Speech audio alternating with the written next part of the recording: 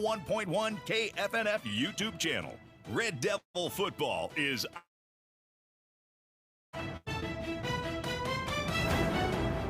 Goal to tip the eye, takes the snap, hands it off. He's got some running room across the 20 to the 25, 30, 35, 40, 35, 30, 20, 15, 10, 5. The first play from scrimmage. Josiah Patton takes it to the house. Takes the snap, fakes the handoff. He's looking to throw, has a man wide open. It's Caden Sowers right at the 40-yard line, makes the catch, cuts back at the 35, 30, 25, 20, 15, 10, 5. He's in for a touchdown, Red Devils. This is Red Devil football. Takes the snap, fakes the handoff, looking to throw, still looking. He launches a ball into the end zone. It's caught by Tyler Rossmeyer for a touchdown, Red Devils, from 19 yards out. Everybody flexed out to the right. He takes the snap, hands it off. Patton weaving between everybody. He's got some running room. He's at the 30, to the 35, still on his feet at the 40. 35, 30, 25, 20, 15, 10, 5. See you later. Coverage of Red Devil football on 101.1 KFNF is brought to you by Aqua Shield Roofing, Colby Ag Center, Creative Collision, Colligan of Oberlin, Decatur Co-op, Decatur County Beef, Decatur Health, Farm Credit of Western Kansas, FNB Bank of Oberlin, Frederickson Insurance Agency, Kitchen Solvers of McCook, Nutrient Ag Solutions of Oberlin, Ray's Grocery, The Bank in downtown Oberlin, Ward Drug Store, and Next Tech.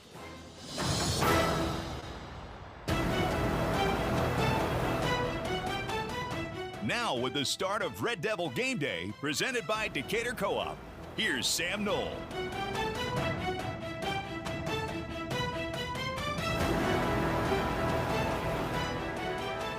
Everybody, and welcome into another edition of Red Devil Game Day, presented by Decatur Co-op on today's Best Country 101.1 KFNF. As tonight, it's week 1 of district play, and we could not be more ready. From here on out, everybody is 0-0. You can go undefeated the rest of the year, win the district, and hey, maybe even continue your season a few more weeks into the postseason, or you could start really hot and finish tough. And so this is kind of where everything starts to come together throughout the season over these next 5 weeks here throughout the rest of the season. It's been a great 3 weeks so far to open up the year, but man, oh man, these next 5 weeks are going to be a good one.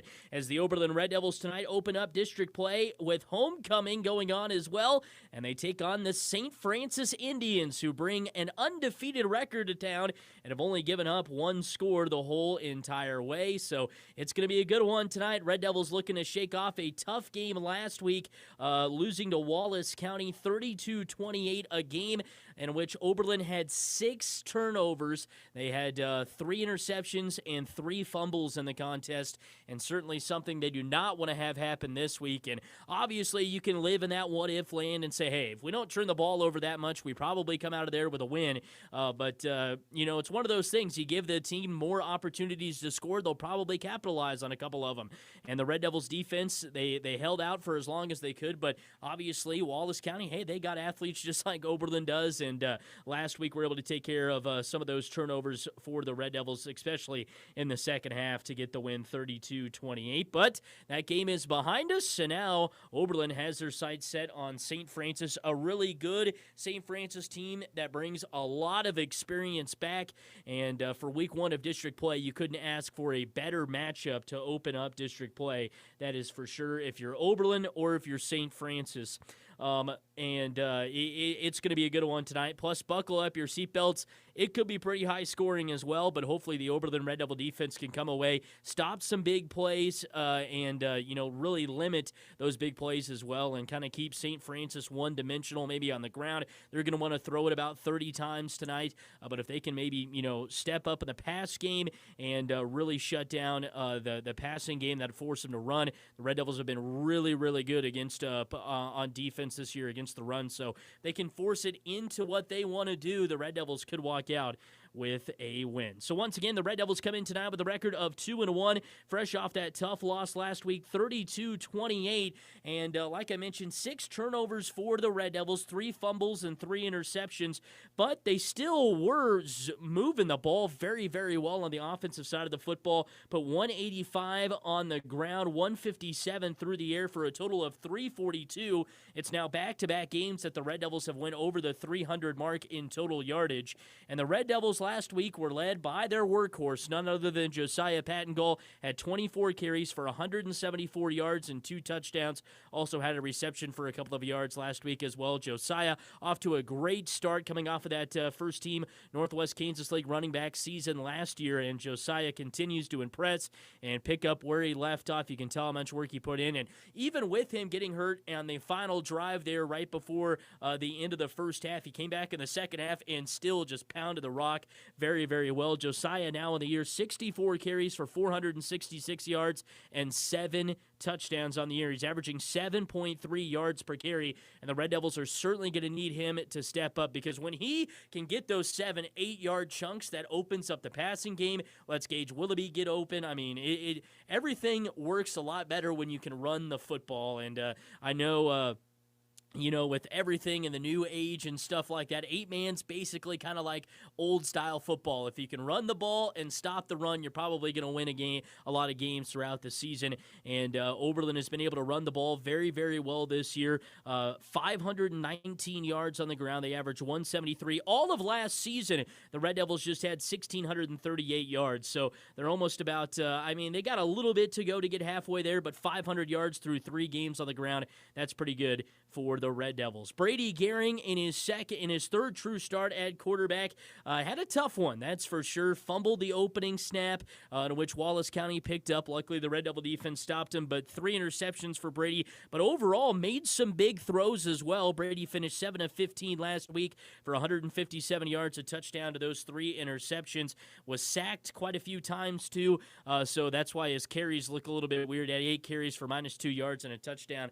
But Brady, even with all of the turnovers and the noise and everything going on throughout that game, he was still able to hit Caden Sowers deep in the end zone before the end of the first half, and made some big throws a couple of times down the stretch for the Red Devils when they were driving to either take the lead, get the lead back, in those certain situations. But he's, I'm sure, looking to clean up the interceptions this week. And it seemed like kind of after he threw a couple of those in the first half, settled into the second half, and the last one was kind of that last-minute heave that the Red Devils needed to pick up a big 4th down. But Brady looking to really kind of turn things around, I'm sure, this week after those 3 interceptions. But like I mentioned, made a big throw to Caden Sowers last week towards the tail end of the first half.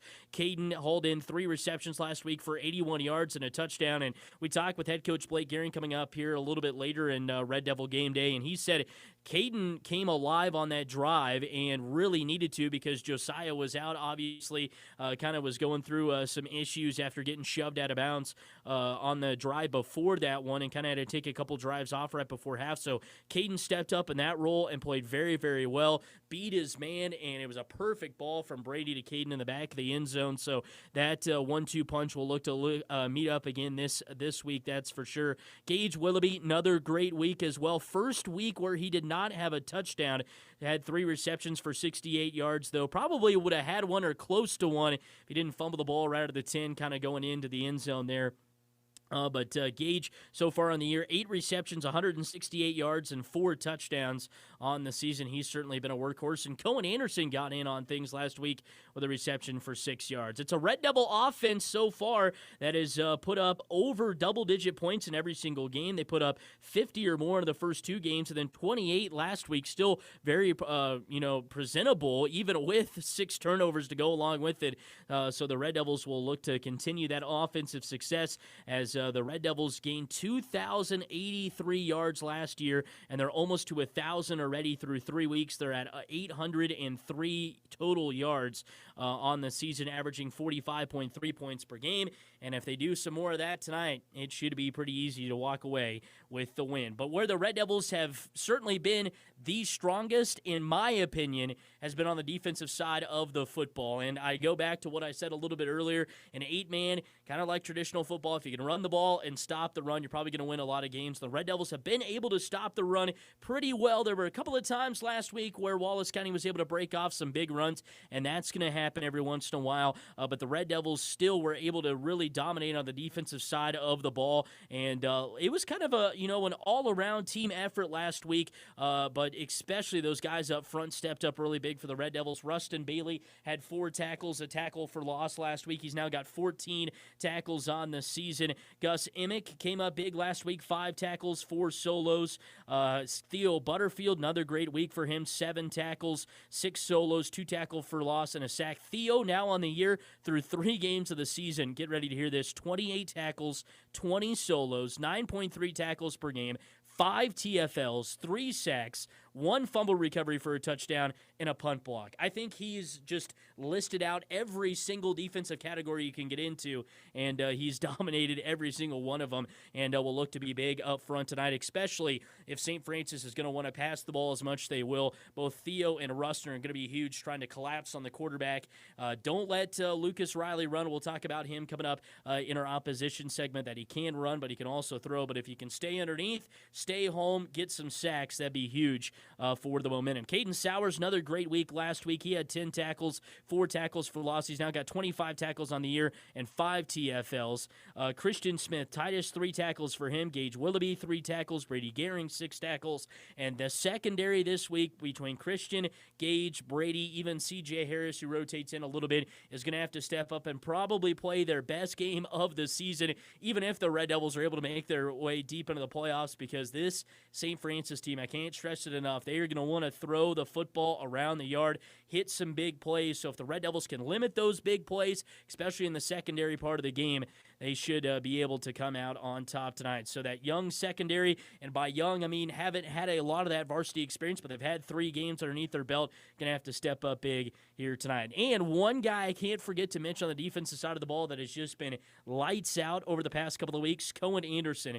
Cohen last week had a great week with 4 tackles, a couple of tackles for loss as well. He's now got 11 tackles on the year and 5 TFLs, so hopefully he can keep that going.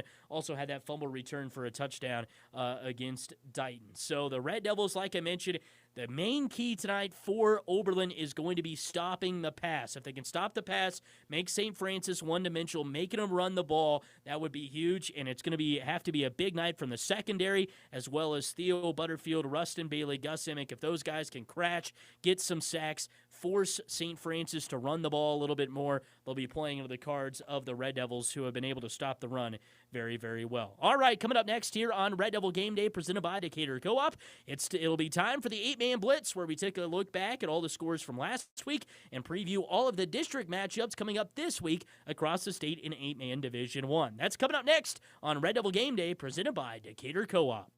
Here come the men in black trucks for all your home needs. Say no to bad roofs. Say yes to AquaShield Roofing. With over 17 years of providing A-plus services. Roofs, siding, gutters, windows, doors, and spray foam insulation. Plus, AquaShield Roofing offers a workmanship warranty. For your free estimate, give them a call at 785-475-2533. AquaShieldRoofing.com. Here come the men in black trucks for all your home needs. Ever wonder why some people have a spring in their step? It's simple. Fuel. Quality fuel from Decatur Co-op. Without the right fuel, your day can feel like a drag. But with Decatur Co-op's premium Fieldmaster diesel or unleaded fuel delivered straight to you, those days of sluggish starts are over. Serving Northwest Kansas and Southwest Nebraska, they keep you moving. Check out their bulk fuel delivery today. Premium fuel and service you deserve at Decatur Co-op, with a location near you.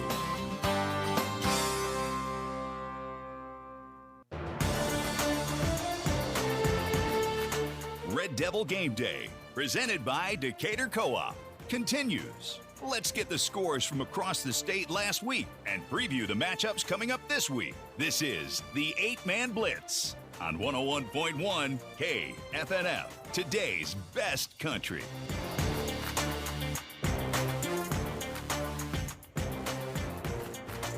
It's time for the 8-Man Blitz as Red Devil Game Day presented by Decatur Co-op rolls on, getting closer and closer to kickoff between Oberlin and St. Francis. Week 1 of district play and homecoming tonight in Oberlin. But once again, 8-Man Blitz going on right now. That's where we take a look back at all the scores from last week around the state and 8-Man D1 and preview all of the matchups coming up this week. So let's hop into it for the 8-Man Blitz. District 1. In District 1 action, Argonia Attica takes down Cedar Val Dexter by a final score of 36-28.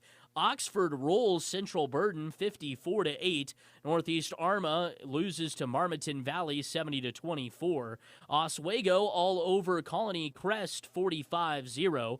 Flint Hills takes down Sedan 30-0. And West Elk all over Udall 44-8. West Elk, the Patriots, picking up their first win there.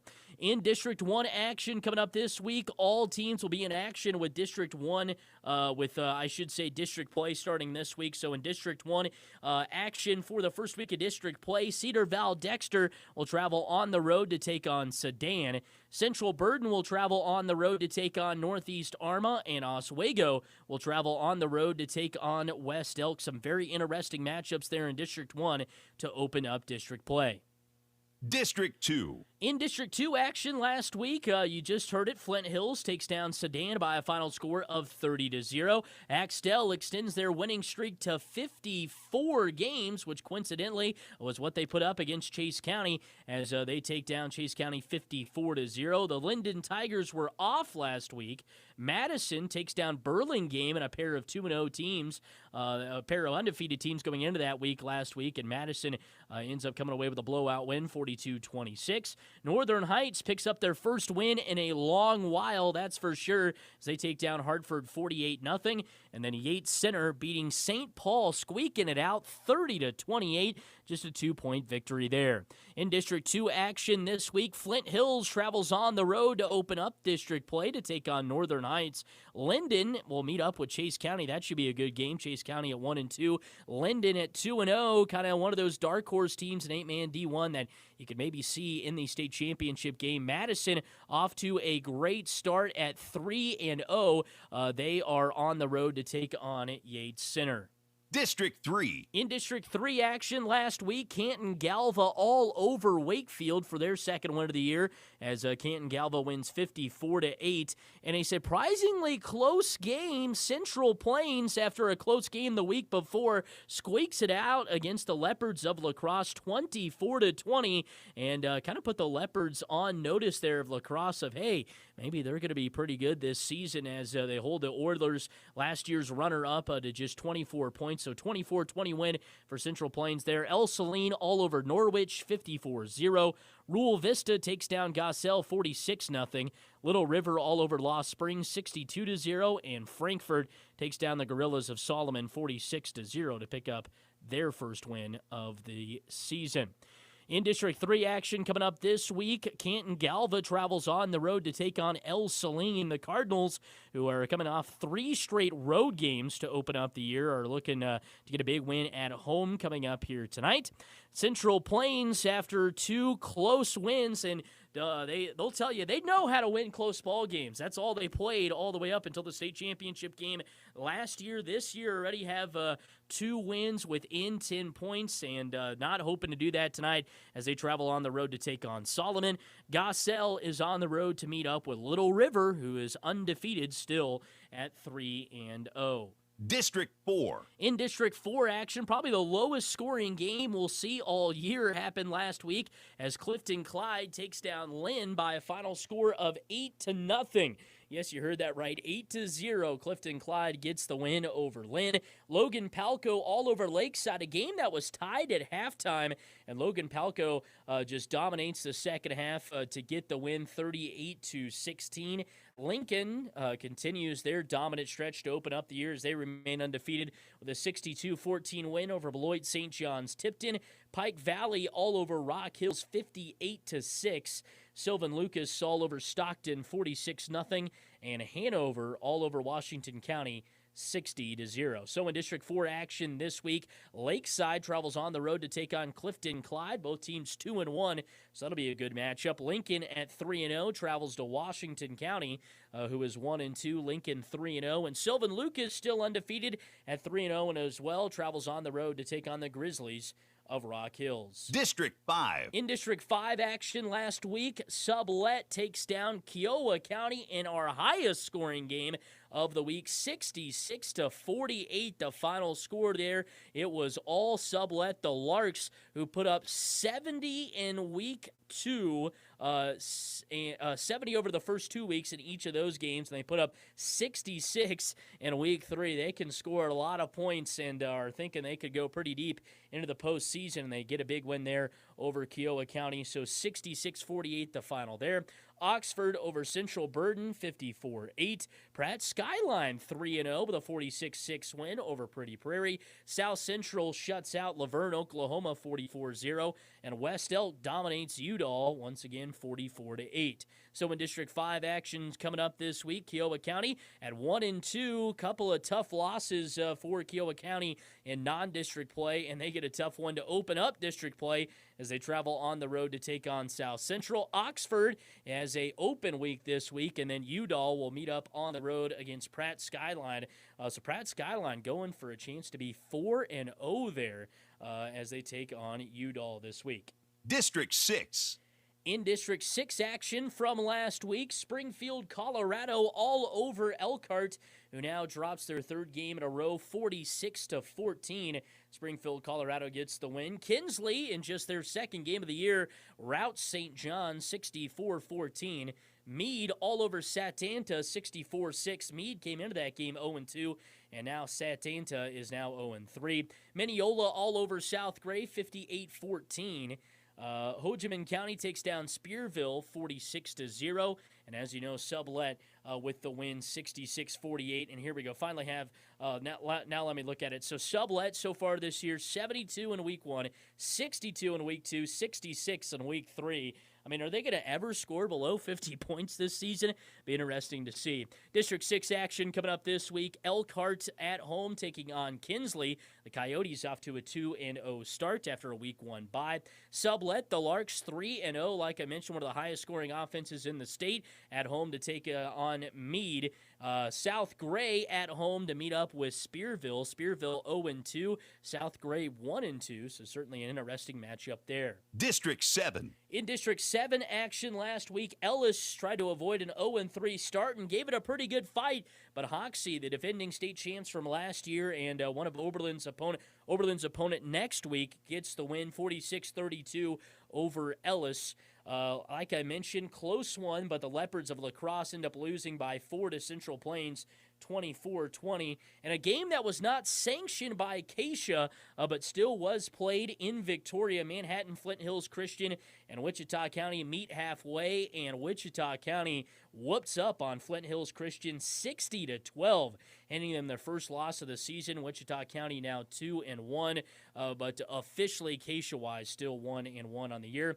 Ness City all over Maxville 48-0. Quinter takes down Dighton 30-18. The Hornets, after such a great year last year, now 0-3 to start the year. And Trigo, in a high-scoring affair and a game that we kind of had our eye on throughout the broadcast last week, Trigo takes down Rawlins County 40-34 to hand the Buffaloes their first loss of the season.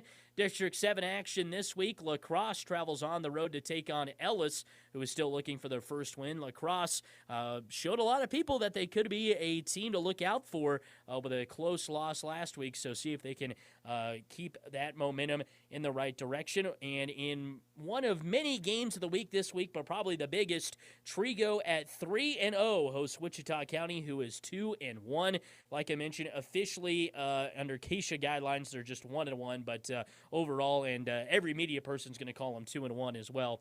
But they are 2-1 on the road to take on Trigo. And Quinter and Ness City both at 1-2 will meet up. That was a game last year that was high scoring, went into a couple of overtimes as well. So Quinter and Ness City will, I'm sure, show a lot of fireworks again coming up this week.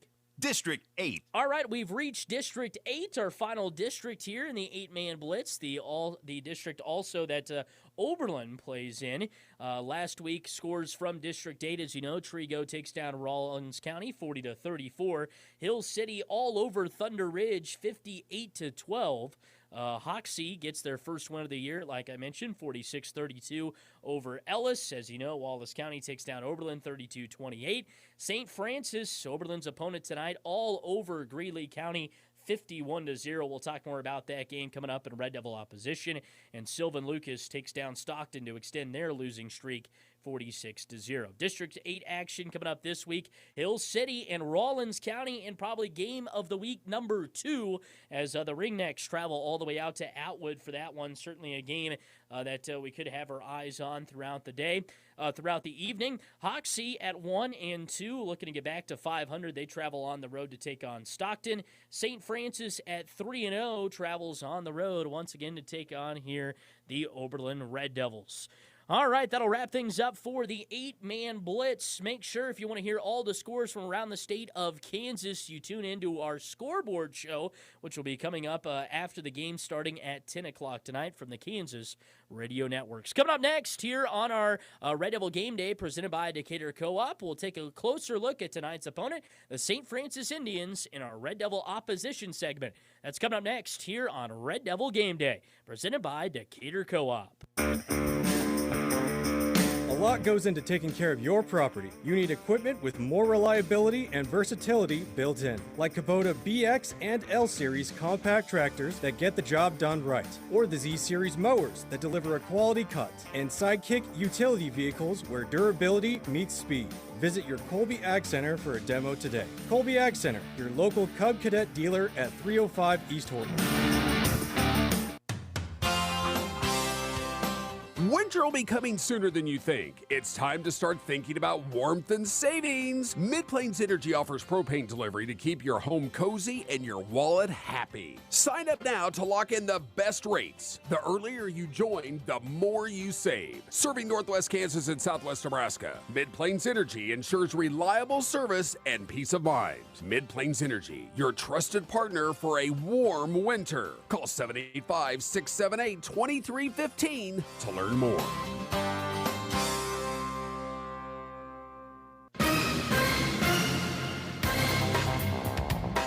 Red Devil Game Day, presented by Decatur Co-op, continues on 101.1 KFNF, today's best country. Let's take a closer look at tonight's opponent with Red Devil opposition. Red Devil Game Day presented by Decatur Co-op continues here on today's Best Country 101.1 KFNF. Let's hop in to Red Devil opposition where we take a closer look at tonight's opponent, the St. Francis Indians here in week 1 of district play. Homecoming in Oberlin, and couldn't ask for a better homecoming game, that is for sure, as the Indians come in flaming hot at 3-0. They have only allowed 1 touchdown all season long. The Indians open up the year on this 5th of September, taking down Quinter by a final score of 25-8. Then they whooped up on Wheatland Grinnell the next week there in Grainfield 47-0. And then last week winning at home on their homecoming against Greeley County 51-0. So have really done a good job scoring a ton of points over the last 2 weeks. And it's a very high-powered scoring offense that would love nothing more to put up a ton of points here tonight. That is for sure. The Indians, under head coach Grant Wiegers, last year finished the season with a record of 5-4. And you might be thinking, oh, they must have made the playoffs. No, just missed out on it. And the game that made them miss out on it was losing to Oberlin in St. Francis last year. If you can remember back, that was kind of just a weird game. A lot of penalties. It took a long time. There was, a little mist in the air for some of the game. It was just a weird game all the way around. And Oberlin ended up getting the win 32-14. They had some turnovers. So did St. Francis. And St. Francis was able to punch a couple of touchdowns in late there. But That loss right there kind of set off a string of losses for St. Francis as they would lose the next 3 games in a row and then finally finish out the year winning on the road at Stockton, and they would win in their Week 9 matchup against Ness City 47-0. So overall was a good year for the Indians last year, but they went 1-4 in district play, and you need to go 2-3 to at least make the postseason, so they just missed out on that. And this year they bring a lot back from last year's team, including star quarterback Lucas Riley. Man, he has had himself a great career as the quarterback for the Indians and is off to a great start this season. He's 35 of 59 overall for 455 yards, 6 touchdowns to just 1 pick, has 19 carries for 138 yards and 3 touchdowns. Certainly one of the best quarterbacks in the Northwest Kansas League. Here in second team honors last year after he threw for over 1,000 yards, almost 1,500 yards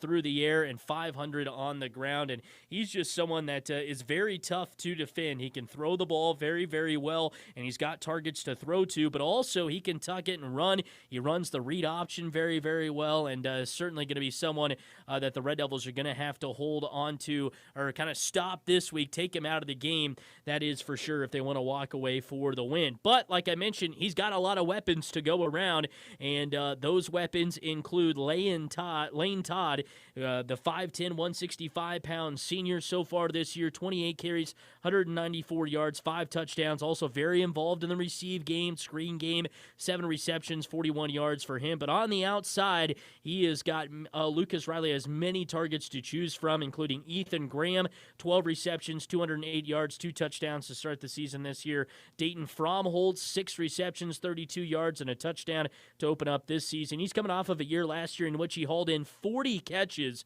for 617 yards and 10 touchdowns, led the team in receiving last year, and he's off to a little bit of a slower start, but he is always a touchdown machine. Anytime he breaks free and gets open, look for him in the end zone because you might find him there, that is for sure. Ethan Graham, like I mentioned, he's been a big target this year so far with his 12 receptions. And then Wyatt Kleinsman, who spent some time a little bit last year on the offensive line, this year transitioned more of a tight end lineman duo type, and man, has he had a good time doing that. 9 receptions, 153 yards, and 2 touchdowns so far this season. So with all of those weapons, it's a lot for Oberlin to cover here this week, that is for sure. But like I was kind of mentioning when we opened up the show, if Oberlin can take away the pass game, because that is what St. Francis is going to want to do. They're going to want to go out there, throw the ball around a lot. They didn't much last week, but 59 passes already for Lucas Riley.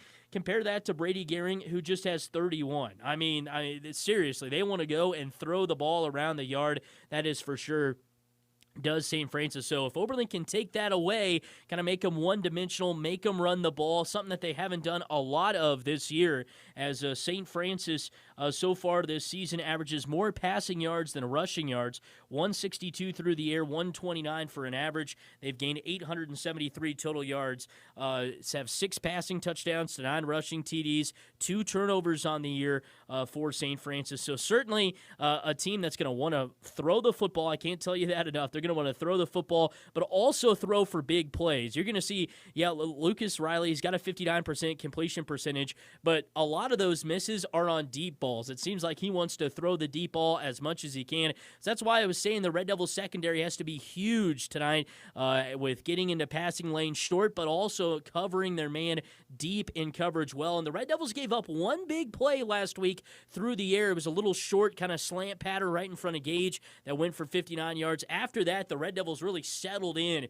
on defense, especially in the secondary. And if the Red Devils can keep that kind of same mentality going into this week, they'll be golden against a team that really wants to throw the ball around the yard. And like I mentioned, so far this year, passing-wise, they've had a 190-yard passing game, a 200-yard passing game, and a 96-yard passing game. Last year at one point, St. Francis against Hill City threw for 379 yards. So they're not afraid of throwing, 30, 40 times a game if they want to, which sounds incredible in 8-man football, but they'd love to do it because they have the weapons, and the Oberlin needing to stop all of those weapons, especially in the pass game tonight. But on the defensive side of the ball, that's where St. Francis has really taken it to another level this year, as they've only allowed one touchdown so far through 3 games, and that came in that Quinter game in which they allowed a touchdown. Haven't allowed a touchdown in 8 straight quarters now, as they beat Wheatland Grinnell 47-0 and 51-0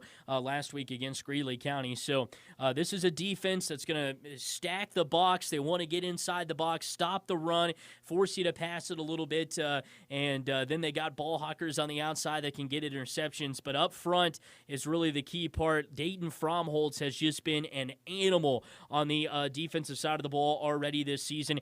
He's got 25 tackles, 19 of which are for solos, averages 8.3 tackles per game, 9.5 tackles for loss, 5.5 sacks, 2 fumble recoveries, 5 forced fumbles, a block punt, and 2 safeties. That's what he's done so far through 3 games of the season. He's someone that the Red Devils are really going to have to key in on the offensive side of the ball up front there. They cannot let Dayton Fromholtz get in the backfield because he'll sack Brady Gehring just as quick as he gets back there, that's for sure. But it's kind of the linebacker, quarterback core. They all play a little linebacker. They all play a little bit DB, kind of all around the area there for these 4 with Lane Todd, Wyatt Kleinsman, Joel Gilliland, and Ethan Graham. All of those guys kind of play all over up front there, but they love to stack the box and are being led by Ethan Graham with 20 tackles. He's got 3 TFLs and a pick. Lane Todd, 17 tackles, 2 TFLs. Wyatt Kleinsman is a ball hawk. He's got 2 interceptions already this year, 1 that he returned for a touchdown. And Joel Gilliland, he's got a sack and 2 fumble recoveries to go along with 5 tackles for loss. So those 4 right there are also huge for this St. Francis team that, you know, if you get past up front, it's going to be tough to get past that linebacker core as well. This is a team so far has 130 tackles, 27.5 tackles for loss, and 8.5 sacks. They had 11 total all year, and they already have 8.5 sacks here, 2 safeties, 3 picks, 7 forced fumbles, and 8 fumble recoveries, 2 defensive touchdowns. They've been able to turn everything into a score, and that's what St. Francis loves to do. And like I mentioned, they return a lot from last year's team. On the offensive side, Gilliland, Kleinsman, Todd, Riley, Fromholtz, Graham, all returning starters from last year.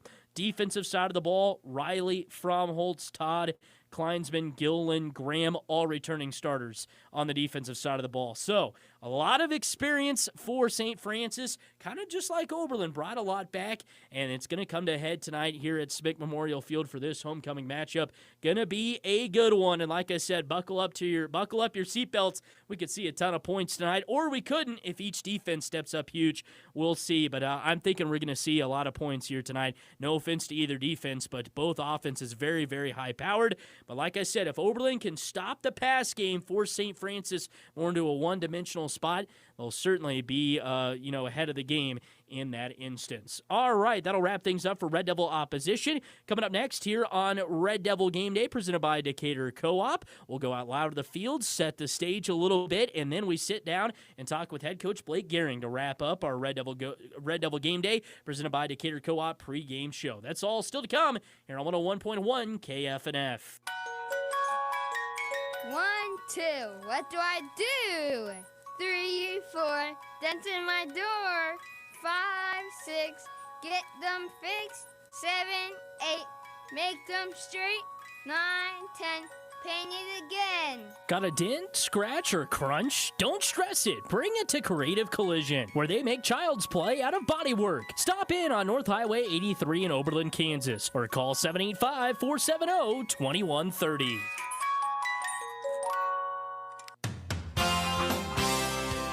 Ever wonder why some people have a spring in their step? It's simple. Fuel.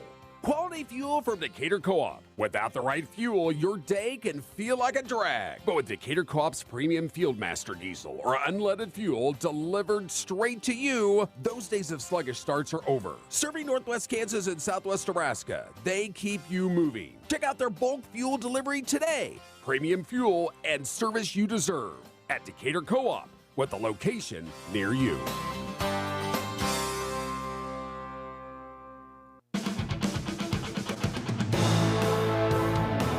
The popcorn is getting popped, the burgers are getting flipped, and the players are warming up.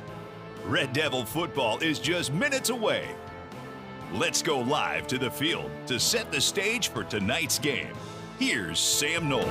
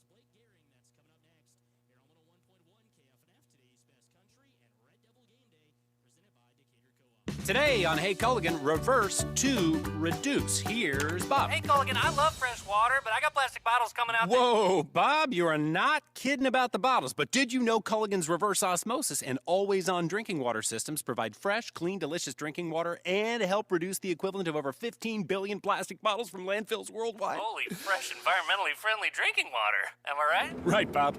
And we're already on the way. Call Matt Osmeyer at 785-475-2471. Your local dealer for Rollins, Decatur, and Norton counties.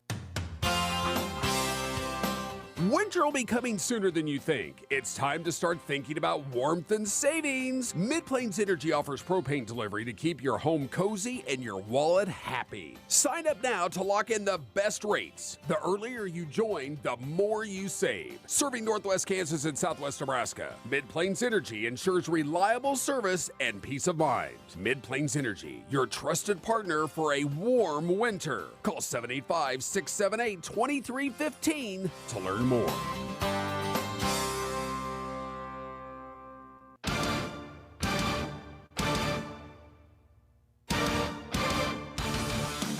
Let's get the thoughts from the head coach. It's time to talk with head coach Blake Gehring on Red Devil Game Day, presented by Decatur Co-op. Well, Welcome back into our Decatur Co-op pregame show as we get you set for a little more Oberlin Red Devil football here tonight. Closer and closer to kickoff between the Oberlin Red Devils and the St. Francis Indians. Week 1 of district play, and we're joined alongside with head coach of the Red Devils, Blake Gehring. Boy, I just said that. It's crazy that it's week 1 of district play already, and I feel like we say it every week, but it's crazy how fast the season is going, isn't it? Yeah, it really does. It's going quick. The weeks are just flying by, and we're starting district play where everybody's 0-0, and it's an exciting time for sure. And I guess looking into this week, like you said, district play coming up, it's going to be a good one for this Friday with homecoming and everything. But flipping it back to last week, boy, kind of a frustrating night, tough night walking out of there of Sharon Spring. Did some good things. Obviously, would like to have a few things back in that tough 32-28 loss. I guess, what was your thoughts after the game on Friday? I think you said it, man. It was frustrating. It was disappointing, and we talked to the guys this week about how, it was disappointing, not necessarily just because of the result of the loss, but just because we didn't play well, and we didn't play to our standard that we try to hold ourselves to. We just gotta clean it up, learn from it, and get better this week. Yeah, and obviously, kind of on both sides of the ball, there were some things, obviously, looking back on the film that you want to clean up, but you kind of have to give your hats off to your defense. I know the offense had some turnovers, gave them some ball. Defense had some mistakes too, but off the opening get there, Wallace County is sitting first in goal, and for them to come up with a defensive stand there, and they really kept you in the game, and that was a good thing to see out of the defense, right? Yeah, for sure. The defense stepped up big time. They played well for as long as they really could. It's just the offense got to take better care of the ball. Sharon Springs, when they got athletes like that, like eventually one of them is going to make a play, and that's what we told the guys is, their quarterback's a good player, and we just gave them too many opportunities to make a play. And that's not necessarily just on the defense. We just gave them the ball too many times. I thought the defense played well. We come out, we fumble the opening snap, which just can't happen. And then they come out and stop. We get a stop right away. So it was almost kind of like a wash. Okay, let's reset. But obviously, we just had too many of those moments throughout the game.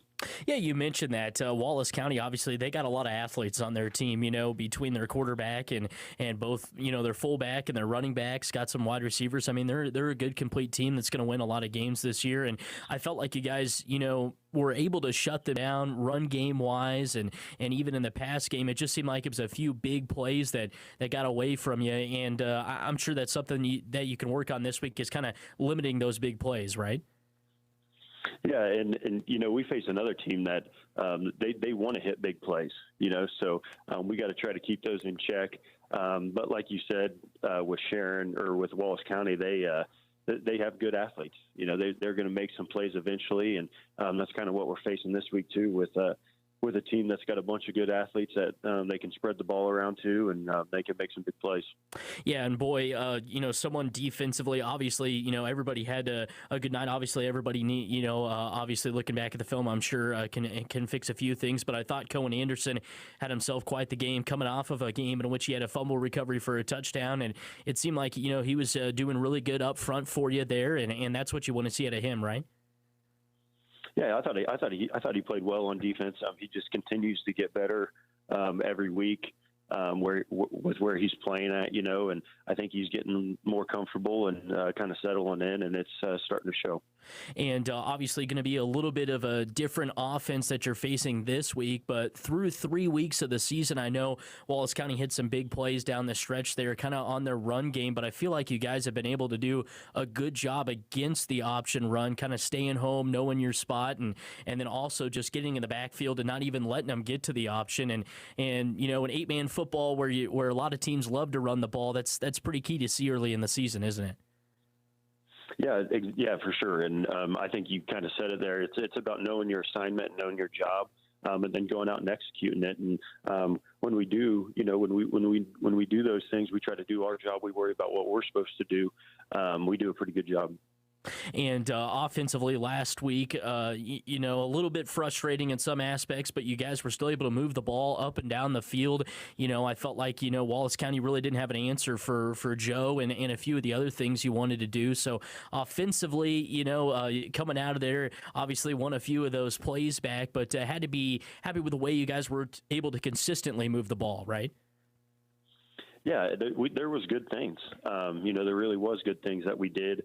I thought that, we just continued to shoot ourselves in the foot.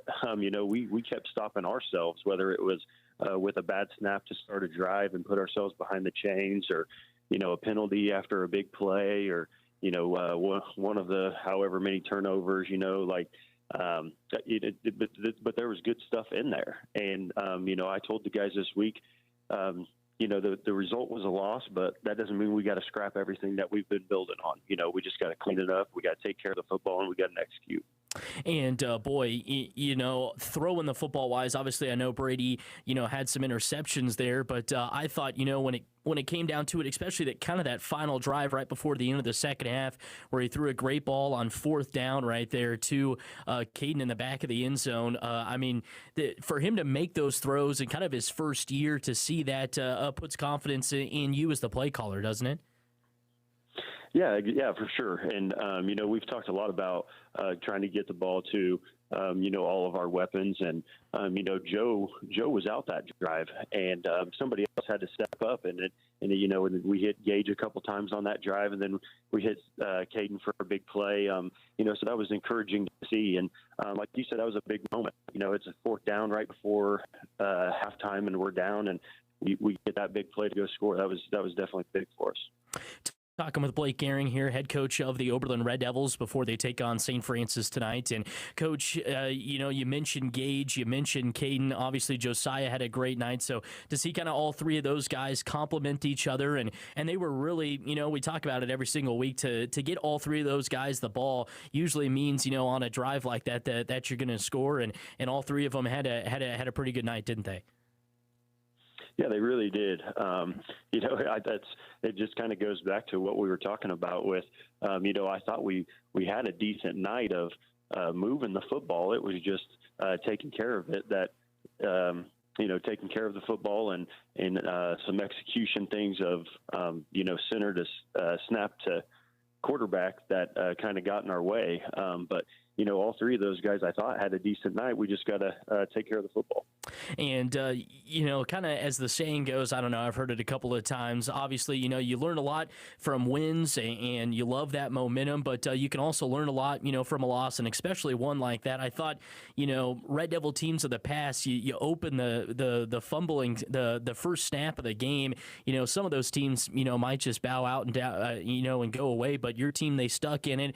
They didn't hang their heads at all through all of the adversity they had to go through the game. So I'm sure you learned a lot about your team through some adversity. Obviously, it was frustrating at some aspects, but had to learn a lot about the team, and the team, I'm sure, learned a lot about themselves through that game, didn't they? Yeah, and you said it right. Like, it wasn't just that first play. There was multiple times of adversity throughout that game that we had to respond to.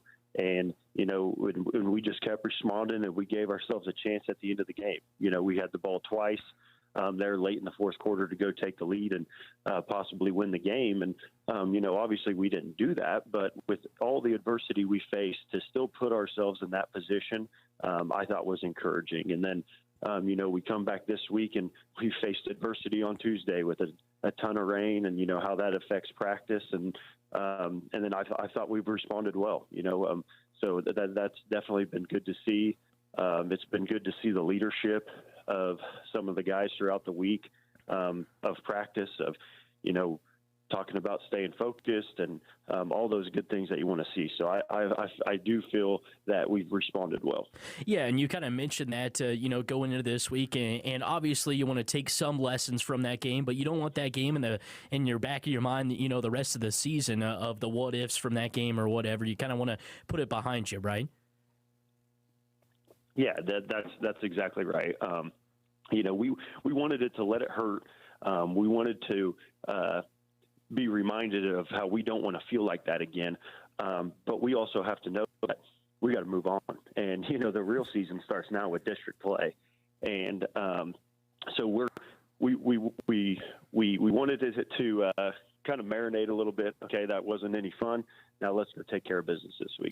Yeah, and you kind of mentioned it at the beginning of the interview here. Everybody's 0-0. Doesn't matter if you come into district play 0-3, you can still walk out the district champion and make your way into the playoffs, or you could come in 2-1 and be the district champion. So obviously it's a new week, kind of a new season almost as you make your way here into district play, and you get a tough team coming at home for homecoming this week in St. Francis. And I mentioned it, they bring a little bit different style of offense. They want to hit the big play. They want to throw it around the yard a lot, maybe not so much of the run. Obviously, they're going to run it a little bit, but and then defensively, they got some athletes over there that love to flock to the ball and make big tackles. So obviously, they're 3-0 for a reason to start, and they got some athletes, don't they?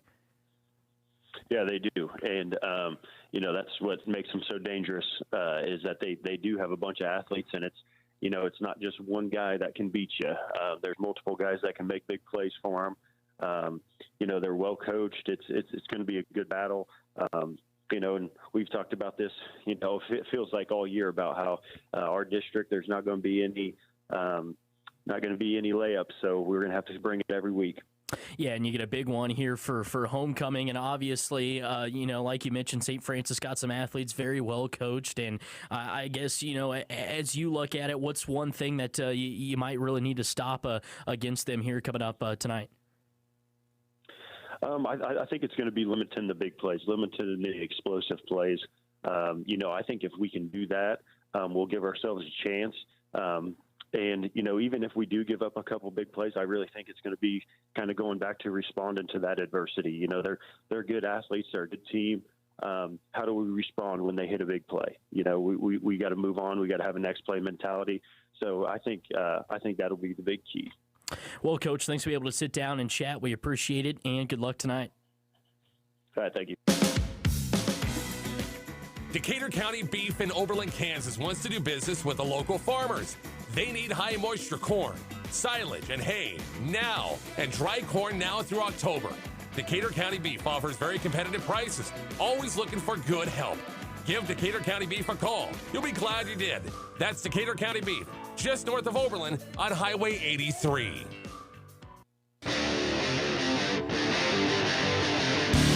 The Red Devils play here on today's best country, 101.1 KFNF.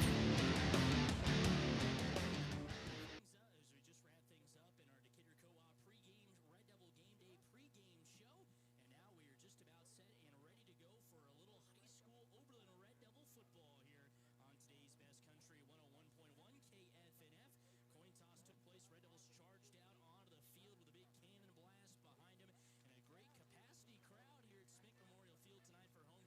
is for sure, as the Red Devils scattered out here on the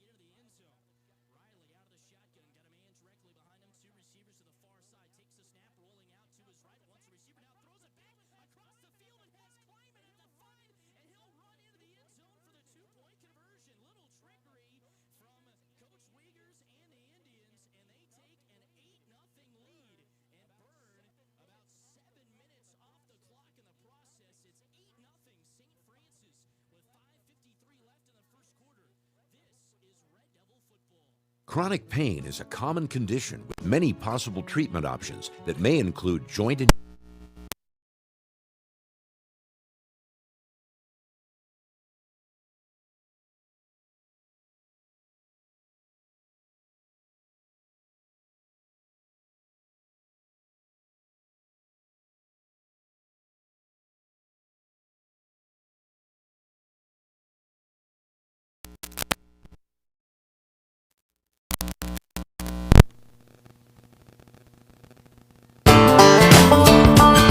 Farm Credit of Western Kansas is synonymous with giving back to the community and its members. Whether it's attending events such as wheat plot tours, serving on various boards and committees, volunteering at local county fairs, or delivering $5.5 million in cash patronage checks, Farm Credit of Western Kansas is community driven. Stop in at 1190 South Range in Colby or one of our convenient outpost offices. Farm Credit of Western Kansas, financing ag for generations.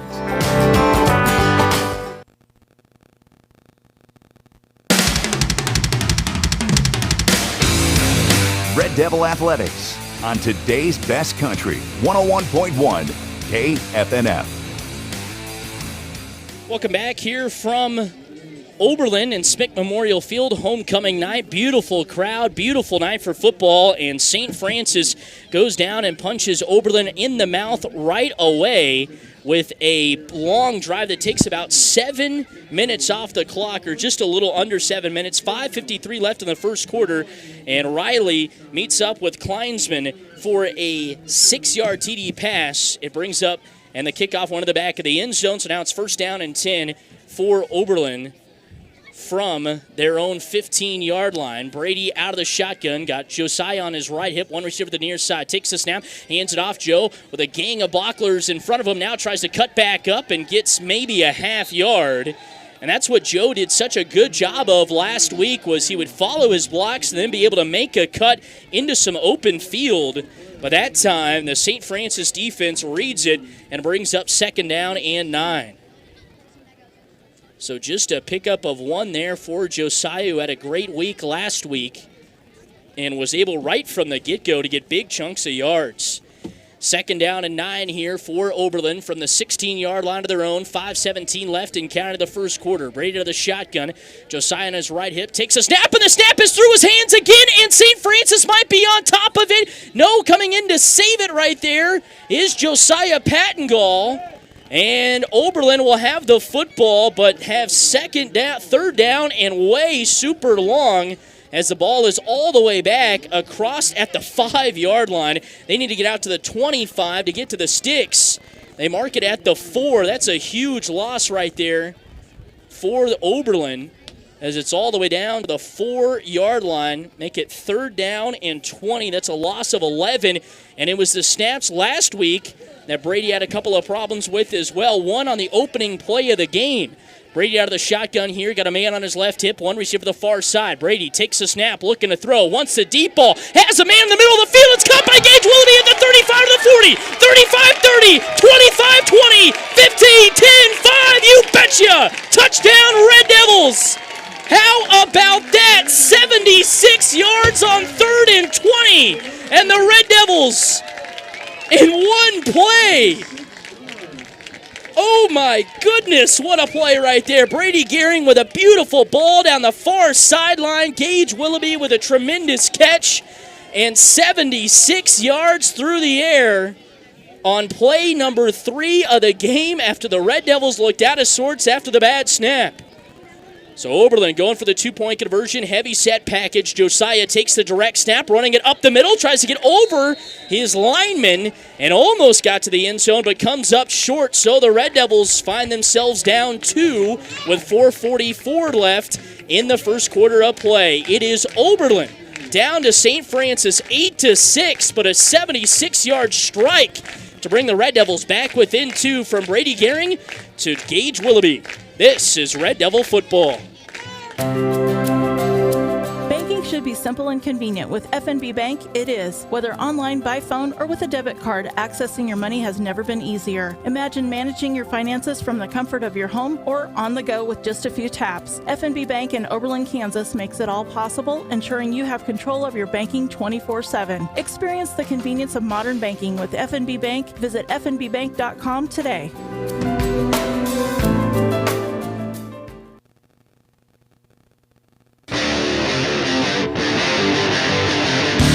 The Red Devils play here on today's best country, 101.1 KFNF.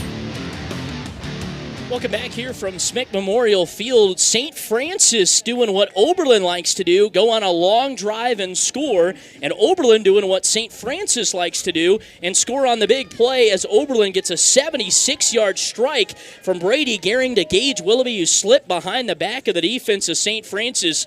They wouldn't be able to punch in the two-point conversion, though, and so with 4:44 to go in the first quarter of play, it's 8-6 St. Francis in front, and like I mentioned, each team has taken on the other team's kind of motto in this first quarter.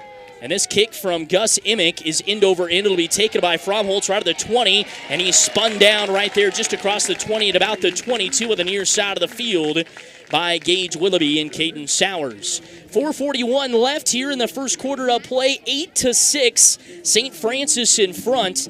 They got the ball at their own 39 on their first possession of the game, drove all the way down the field, took almost nearly 7 minutes off the clock, and punched in a touchdown on a 6-yard TD pass from Riley to Kleinsman. And now they have the football, first down and 10 from the 23, working on the near side hash, driving towards the east. Riley out of the shotgun, empty backfield, two receivers to the near side and one to the far side of the field, heavy set towards the right side of the line. Riley barking out the signals, and again the Red Devils are going to jump off sides. That's the third time in this game already that the Red Devils have jumped off sides. And those will add up slowly but surely. One kind of kept that last drive alive for St. Francis.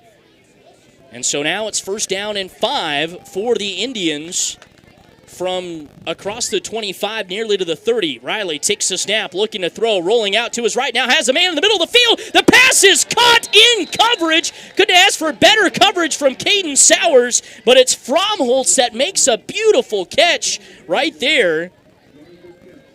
And it takes it out across the 40-yard line to about the 37-yard line. Great pickup right there.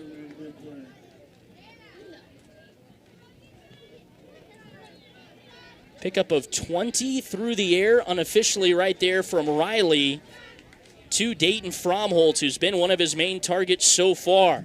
Riley out of the shotgun here. No, it'll be Todd on this Wildcat snap. Now he's running out to his right, and he's wrapped up and brought down. Josiah Pattengold, like a bullet, ran right through the line, wraps him up, and brings him down for a major loss on first down. Back across the 40, back into St. Francis Indian territory again, as they were at the 37 of the Red Devils, and they're back to their own 37 there. So a loss of 6 from Lane Todd, as that worked a couple of times, that Wildcat snap, but since then it has gone nowhere but backwards. Riley out of the pistol here as he's got Todd directly behind him, two receivers to the far side of the field. In the slot is Graham, and then Fromholtz is the far receiver out there to the top of the field. Takes the snap. Riley looking to throw. Has a man open at the 35. It's caught there by Graham, and he carries the defender with him to get out across the 30. About the 31-yard line. No, they'll mark him down right at the 30. So a good pickup right there for St. Francis, backed up at 3rd and 15.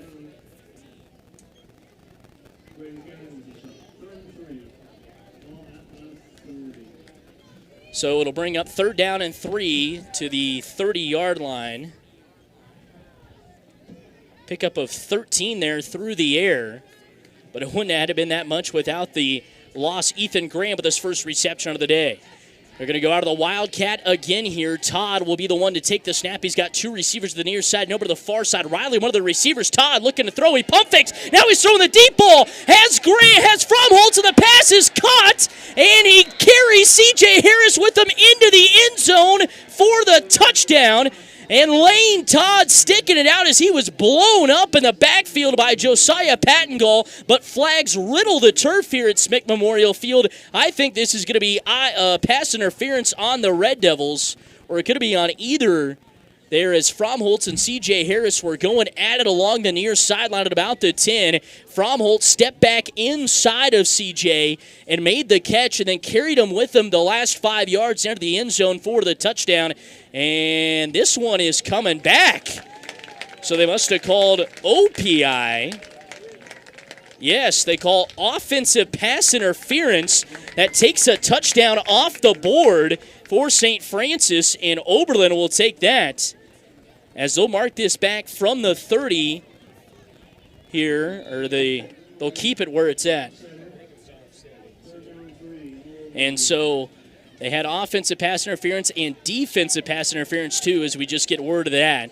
So offsetting penalties, and we redo everything. 3rd down and 3 now for the Indians from the Oberlin 30-yard line. Riley out of the pistol, got Todd directly behind him. One receiver to the near side, heavy set to the left. Takes the snap, hands it off to Todd, left side. Bangs his way across the line of scrimmage. Gets across the 30 to about the 29 and forces 4th and decision time for head coach Grant Wiegers, and I think he's going to go for it. This is kind of the go-for-it situation as it brings up 4th and 2 here. Lane Todd with his first positive rush in a long while, but it just goes for a yard. 4th down and 2 for the Indians from the Red Devil 29-yard line in front, 8-6 with 2:45 left in the first quarter of play. Riley out of the shotgun, 2 receivers to the far side, 2 receivers to the near side, I should say, nobody to the far side. In the slot out there is Graham, and Todd is the far receiver to the near side of the field. Riley out of the empty backfield, and the Red Devils are going to go offsides again. And this one, with the yardage, is going to give a 1st down to the Indians. That is the 4th time in the first quarter that the Red Devils have stepped offsides. And those are killers, like I said. That's now 4 penalties for the Red Devils for 20 yards. Oh, they did. And putting out his hand. So St. Francis actually going to get called for a false start. On the near side, it was Rustin Bailey that jumped across the line, and that's all I saw. I thought it was offsides on Oberlin, but instead they say it's on St. Francis. So take back what I said, as Saney will now have a long 4th down here, 4th and 7 from the Red Devil 34. Riley out of the shotgun, 2 receivers to the near side, over to the far side. In the slot to the left is Graham. Todd, the far receiver, takes the snap. Riley looking back to throw as he across the 40. Now throws a duck up in the middle of the field. Coming back to make the catch down to the 10. Are they going to say it's on the turf? Yes, it is. Fromholtz gave it every chance to make the catch, but they say it hits the turf first, and the Red Devil defense holds. They get a lot of help from a big penalty there on 4th and 2 from St. Francis. And I have that as the first incompletion for Lucas Riley today. And so Oberlin will take over on downs, 1st down and 10. From their own 34-yard line. A bad snap forced him back to 3rd and 20 from their own 4-yard line. And then Brady Gehring hit Gage Willoughby for a 76-yard strike.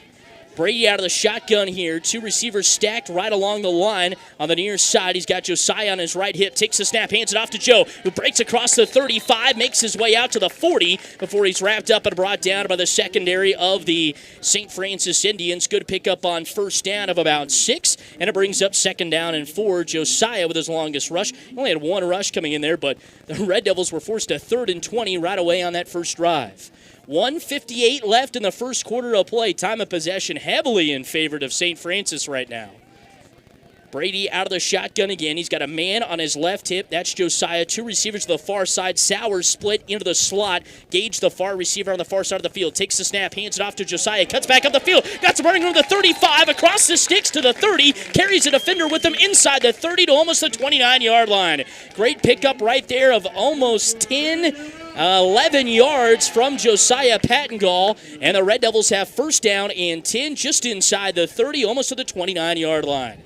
1:34 left in the first quarter of play, 8-6. Red Devils on the drive, and everything's gone crisp and clean for him so far, and hoping to keep it that way. Brady out of the shotgun here, got Josiah in his right hip, one receiver to the far side, one to the near side. Heavy set on the line to the right. Brady takes the snap at the chest, hands it off to Joe, goes off the left side, now trying to cut back up the middle of the field, and will be wrapped up and brought down for a short gain for second down and about 9, maybe they'll say here after a pickup of 1 from Joe, as we're going to tick under a minute left here in the first quarter of play. So second down and 9 here for the Red Devils with 53 seconds and counting to go in the first quarter of play. Brady and Caden Sowers running the play in from the sideline. Red Devils running a little bit of the hurry up here, but still the first quarter, so no matter what happens, you get the ball in the second if you keep it. Brady to the shotgun. Sowers to the far side of the field. Willoughby to the near side. Split out his receivers. Joe on his right hip. Takes the snap. Hands it off to Joe. Joe to the left side. Breaks a tackler as he lowered his shoulder. Gets out to the 35. That's a great tackle on the far side of the field by Lane Todd as he was one-on-one with one of the toughest runners in the Northwest Kansas League and just went toe-to-toe with him. Joe was able to extend his body for a couple of yards but forces third down and 6. So 3rd and 6 after a pickup of 3 there for Josiah Pattengall. And that'll be our final play of the quarter here is what it looks like. And yes, it will. Final play of the first quarter, a couple yard gain for Josiah Pattengall. The Red Devils out of the quarter break will have 3rd down and 6 from the Indian 26. 1 quarter in the books here on homecoming night in Oberlin. It is St. Francis 8, Oberlin 6. This is Red Devil football. Insurance, it seems like you can never have enough, and when it comes to peace of mind, it's good to have the right insurance in place. Fredrickson Insurance Agency in Oberlin can help you do just that. Fredrickson's can help with supplemental insurance for your home, farm, business, auto, and yes, even your crop. Fredrickson's will help you find the best plan from the best companies. Insurance, get the best from Fredrickson Insurance Agency next to the Landmark in downtown Oberlin, 785-475-3883. Transforming your kitchen is a big step. Where do you start? Step into the beautiful showroom at Kitchen Solvers on East B Street in McCook, and they will expertly guide you toward the cabinets, countertops, tile, and flooring that are a reflection of you. Full kitchen remodel or simple upgrade, they can help. Just need material? They'll get it ordered. Need help with install? They can do it. Reach out to Kitchen Solvers and they can get you back into a working kitchen in 5 days. Kitchen Solvers, find what inspires you.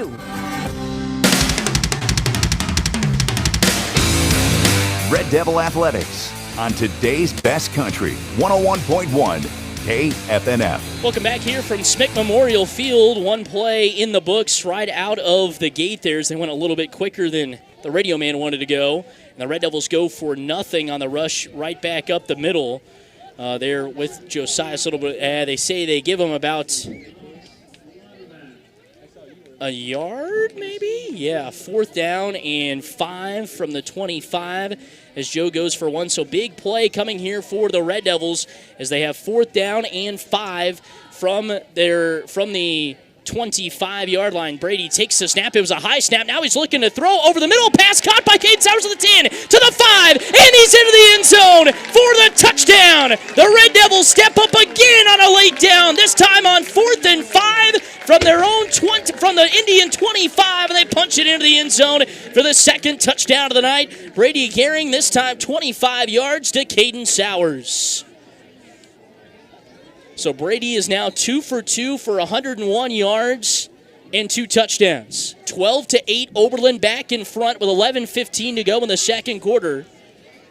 Brady will go out of the shotgun here on this 2-point conversion try as a man on his right hip. That's Josiah, one receiver to the far side of the field. Brady takes the snap, fakes the handoff, throws it out into the flat, or tried to anyway, but missed Caden Sowers, who would have been able to get in. It was a great play design. Red Devils just couldn't quite execute it, and so with 11:15 to go here in the first half, it's 12-8. Oberlin in front. Here, this is Red Devil football. Think cybersecurity is only for big corporations? Think again. Small and mid-sized businesses in Kansas are prime targets for data breaches and phishing scams. Don't wait until a breach happens. Be proactive. Identify vulnerabilities today. Call Nextech at 800-588-6649 or visit next-tech.com/cybersecure for a network assessment. Nextech, local, trusted, reliable. Whether it's plants, animals, or us humans, we are all affected by what we eat, and it starts in our soil. Nutrient Ag Solutions has worked hard to find solutions for causes, not just symptoms, that strengthen soil, plant, and animal health, therefore increasing the efficiency and profitability on your farm. Nutrien will work to create a balanced approach for your soil, in turn boosting productivity in your crops. Healthier plants carry enhanced nutritional value for your crops and livestock. Call Nutrien Ag Solutions today to get started.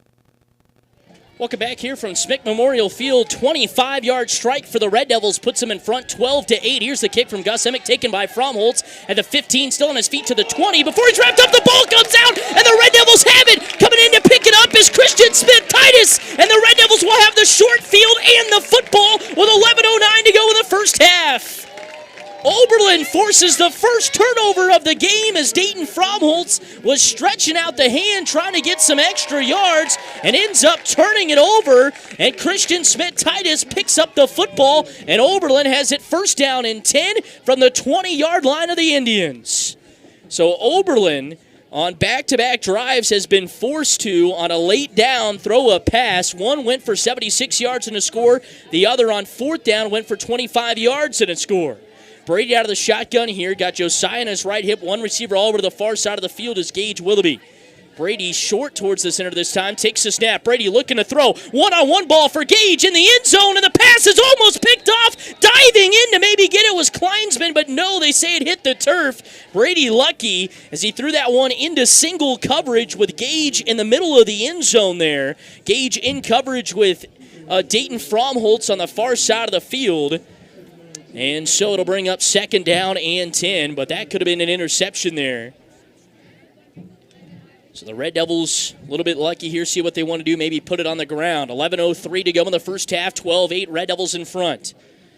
Brady out of the shotgun, two receivers to the near side, Sowers in the slot, Willoughby the inside, the top receiver.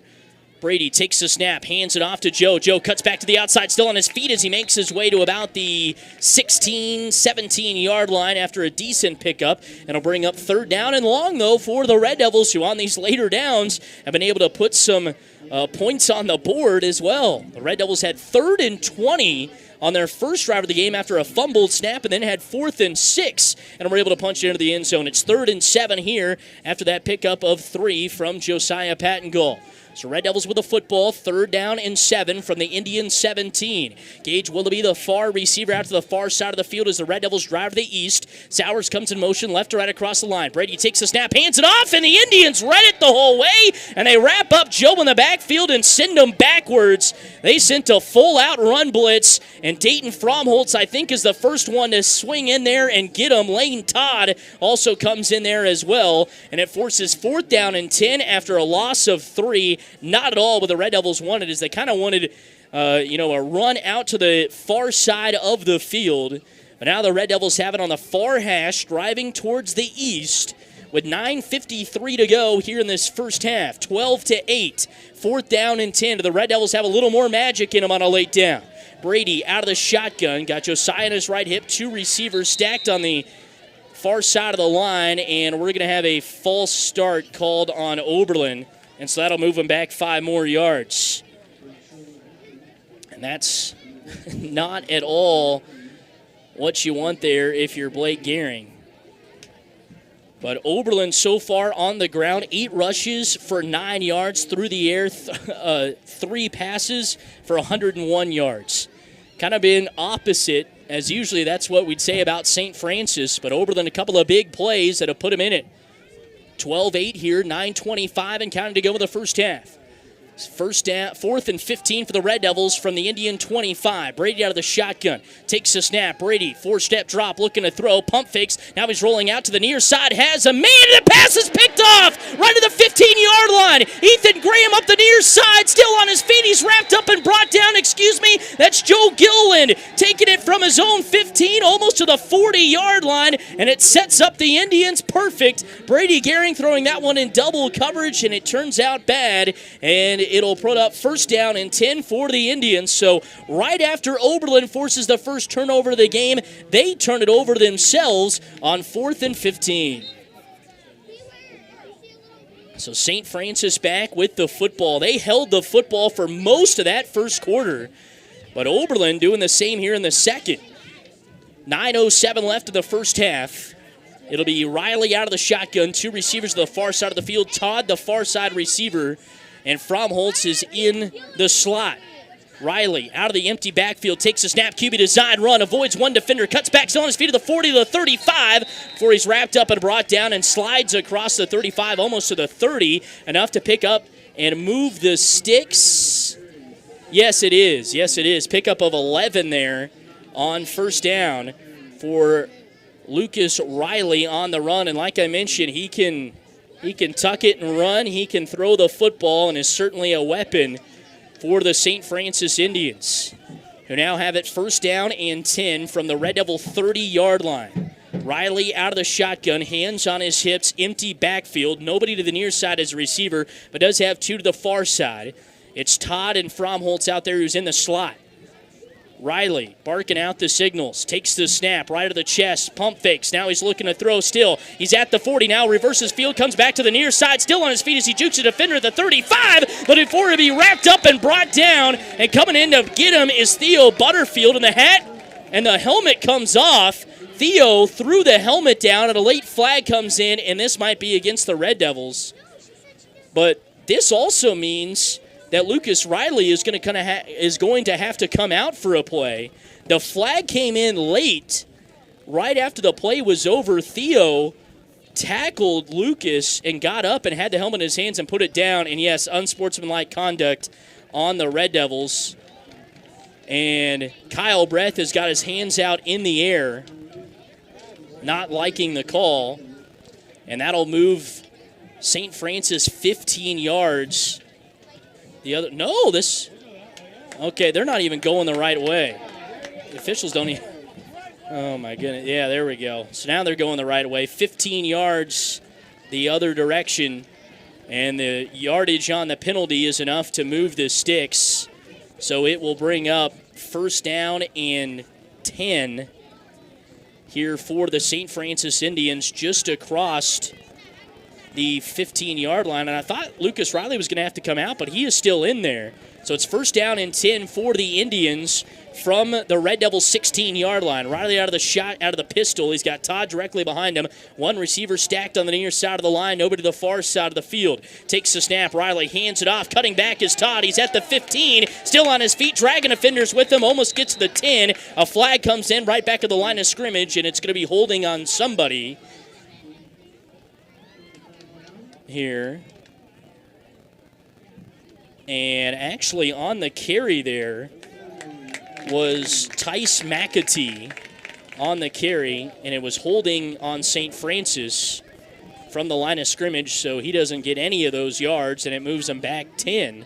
So the unsportsmanlike conduct penalty moved them 15 yards in front, and now they lose 10 right there, does St. Francis on their own holding penalty.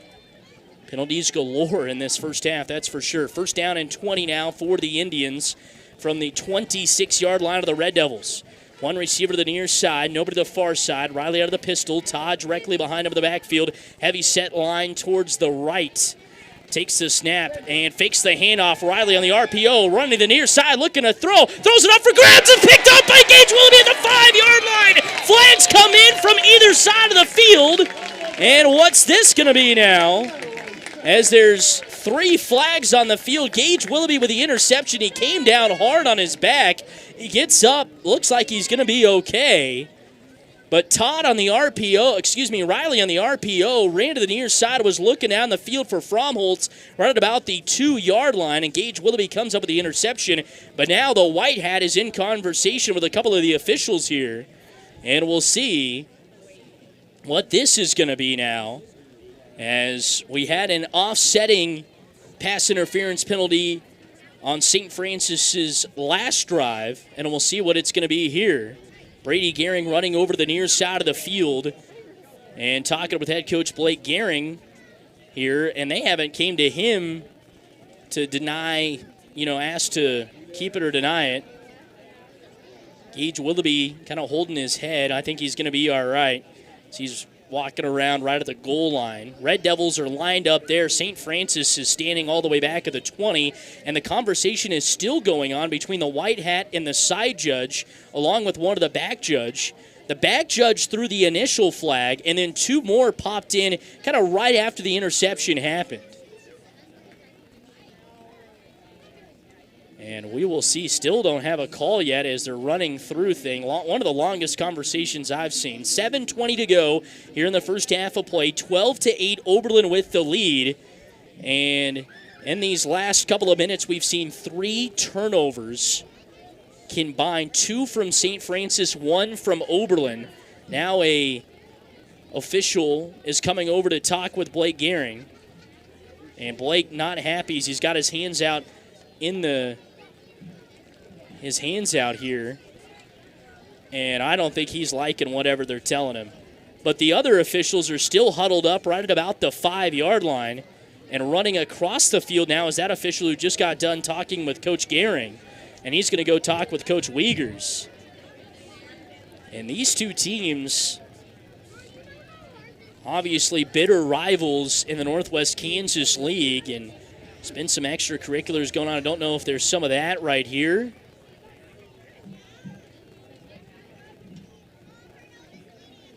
And finally, the White Hat has broke up his conversation and is now running across the field to talk with Coach Wiegers on the far sideline at about the 35-yard line, as Blake still continues to try to argue his case with now this near side official as he's in his ear. And I think he's pointing, and I'm sure, I can't read lips all the way from up here, but I'm sure it's saying if you're going to call it on us on this end of the field, you got to call it on them on that end of the field. And we'll see what it is. A singular flag now just sits out at about the 6-yard line. So Gage Willoughby comes up with the interception at the 2-yard line. They mark it actually at the 4. But we'll see who's going to come out with the ball after all of this. So we've had a lengthy delay here, about 5 minutes of just standing around, each coach arguing, and the officials for half of that time conversating with themselves. I've never seen anything like this before. Gage has now come over and is talking with one of the officials as well. And I think we're going to get a penalty on Oberlin here, because the Red Devils have accepted some fate or something and are just getting ready to line back up on D. And Oberlin is now talking with St. Francis. Some of the players are. My goodness, what else could we be talking about here? I wonder if, so there was the interception. You got all the yardage that goes with that. And then if you have a penalty before, are they trying to figure out some yardage situation here? Finally, the White Hat official has broken up his conversation with the Indian head coach Grant Wiegers. And now he's going back to talk with Grant again. And the Oberlin Red Devil faithful obviously not liking probably what's going to happen here. Blake not happy with the officials either. Not going out there and tormenting him at all, but trying to rest his case. Trying to be as civil as he can. Stand up for his players here, I'm sure. Kyle Breath now in with the conversation. And there's been a lot of penalties in this game so far. as unofficially 5 penalties for 35 yards for Oberlin, 3 for 20 for St. Francis. And if you remember back to last year's game in St. Francis, there was a lot of penalties there as well. And this is the longest conversation I've ever seen take place on a football field. I mean, just crazy. As the white hat is still talking with Coach Wiegers on the far sideline, and now he is conversing with another official now at about the 25. And, that's a good, if maybe Keisha's watching the YouTube stream here, and both fans finally on their feet, giving a little bit of an applause as we're going to get pass interference on Oberlin, face mask, personal foul on St. Francis, and after all of that, it's going to be a replay down, offsetting penalties. So Oberlin has a turnover taken away from him. St. Francis, though, gets lucky. They're the luckiest out of the whole situation. They don't have the turnover, and they don't lose any yardage. But it's still first down and 20 for St. Francis from the 26-yard line of the Red Devils. Todd is back there in the Wildcat, going to take the direct snap. 2 receivers to the far side. Riley, the QB, as a receiver to the near side, just tucked off the line. It's QB design, run off the right side. Todd using a great block, gets out across the 25 before he's wrapped up there. Spun out of a tackle and kept running, but they say forward progress brings him down for a short gain. And the far, what's going on here? The far side judge has that marked about a yard in front where it actually is. And the down marker is now going back. That's interesting. So second down and 19 after just a pickup of 1 there from Todd. And second down and 19, 6:42 left in the first half. Ball at the 24 of the Red Devils. Empty backfield.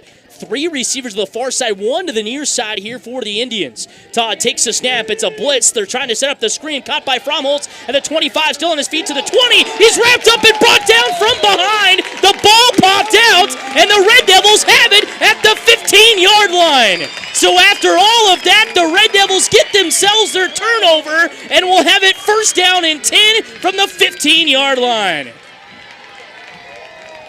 So it was a perfect setup screen. Theo Butterfield forcing the fumble, and Tyler Rossmeyer just shoved him on the near sideline. He was pumped up, and so is the Red Devil faithful as it brings up first down and 10 from the 15-yard line.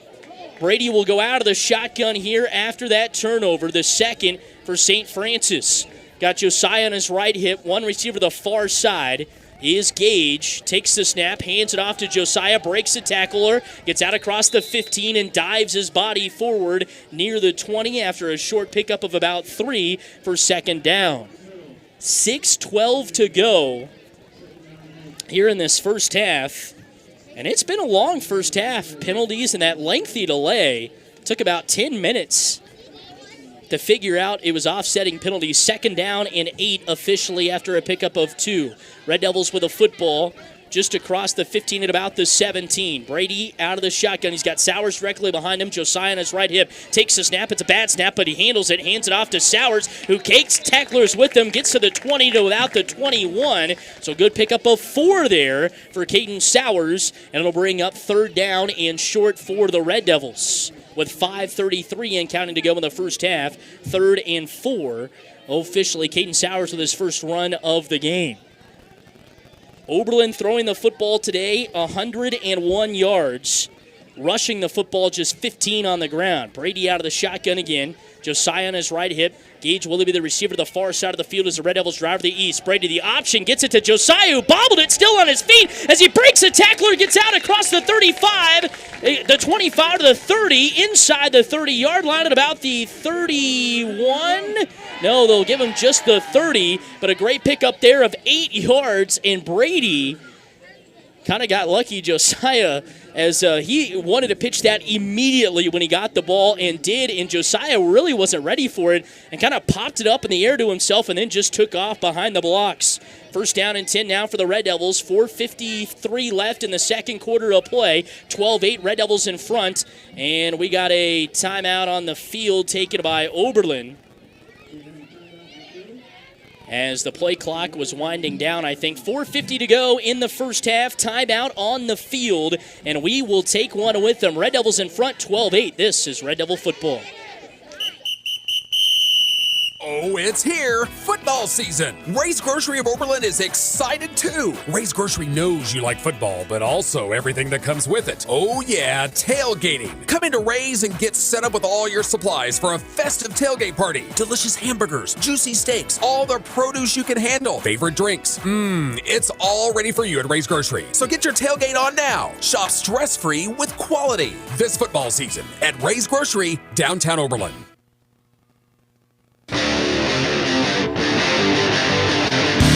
The Red Devils play here on today's best country, 101.1 KFNF.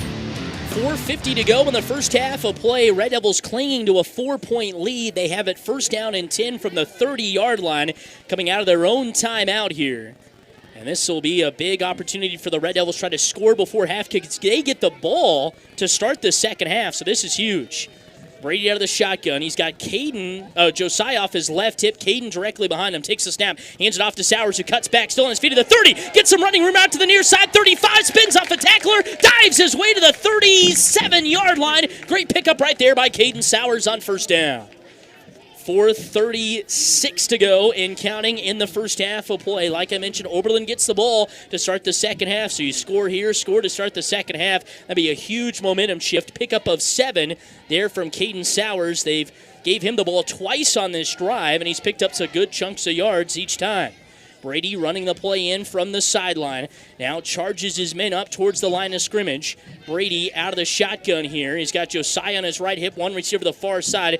Caden is set off the line to the right. Brady takes the snap, dropping back to throw, looking, wants the deep ball, has Gage wide open, pass caught to the 10, to the 5, he's in for the touchdown! Red Devils, they go for the big play on 2nd and 3, and strike it once again! Oberlin in front, 18-8 with 3:58 to go in the first half.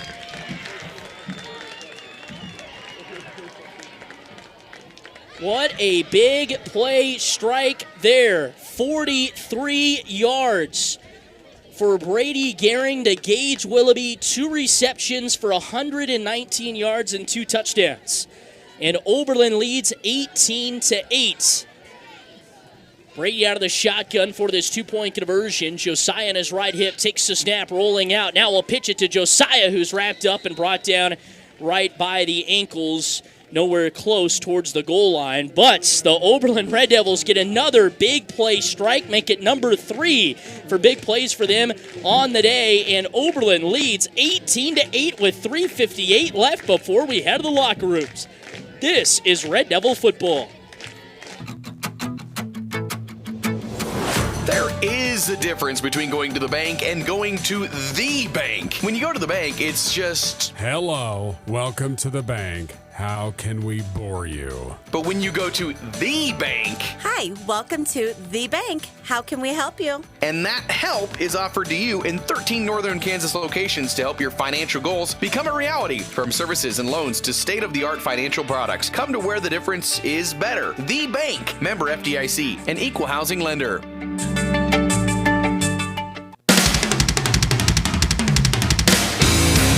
Red Devil Athletics on today's best country, 101.1 KFNF.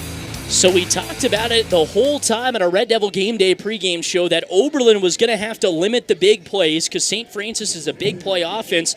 St. Francis has taken on the goal of just taking them much time off and go on long drives, which hasn't really worked. It did on the first drive of the game, but Oberlin's taken on the big plays, and they've got 3 of them, and they lead 18-8. Gus Simic with a kickoff, end over end. It'll take a bounce just in front of the 10. Picked up there along the near side. Kleinsman gets out to the 20, across the 20 before he's wrapped up and brought down And it's just been a reversal of the offenses today. That is for sure. Oberlin, who loves to put it in the belly of Josiah Pattengall, has now relied on Brady Gehring to deliver some big passes, a couple of big ones, one for 76 yards, the other for 43. And Oberlin has an 18-8 lead here. This is a big big try for the Red Devil defense to come up with a big stop with 3:54 left in the first half. Riley out of the pistol. He's got Todd directly behind him. One receiver to the near side, one to the far. Heavy set on the line of the tight end to the right. Riley looking to take the snap. Somebody's offside. The ball came out. St. Francis has themselves 2 turnovers as well. A couple of fumbles, one on the kickoff return. Another just happened on their last drive, and that flag will be picked up. And so are we going to replay the down? They say no. They're going to give them the yardage on the fumble, and so it'll bring up second down and long here. That's interesting. So they pick up the flag. They say it was a fumble. It was Lucas Riley that jumped on top of it and saved maybe another turnover after all of that. So it forces second down and 13 here. Riley out of the pistol again. Todd directly behind him. Receiver out to either side, tied into the right side of the line. Takes the snap. Riley pump fakes. He wants a deep ball. Throws it deep down the far sideline, and it'll be out. Stretched arms, and then Gage Willoughby in coverage on the far side of the field. No, that's Brady Gehring is going to get called for pass interference after the ball was out of the reach of the receiver.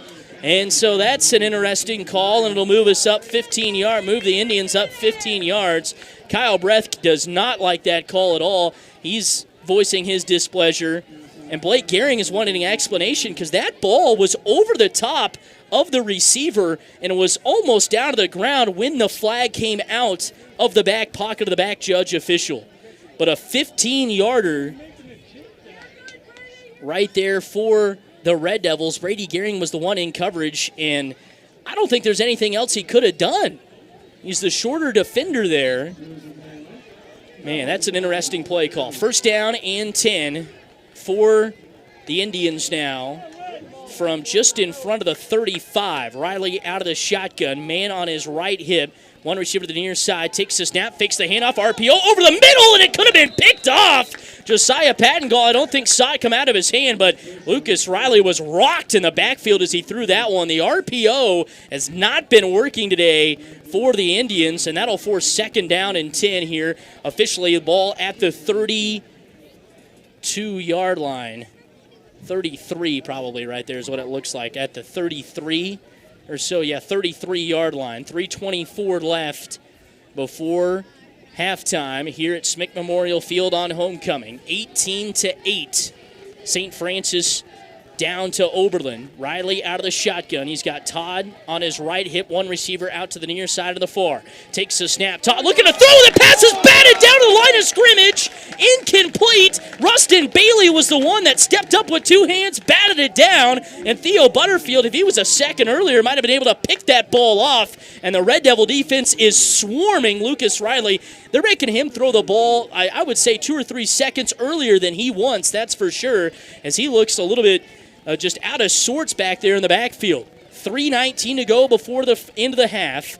18-8, Oberlin in front. It'll bring up third down and 10. Lucas Riley started the game 5 for 5. Since then, 0 for 3. He's in total 5 for 8 for 41 yards here.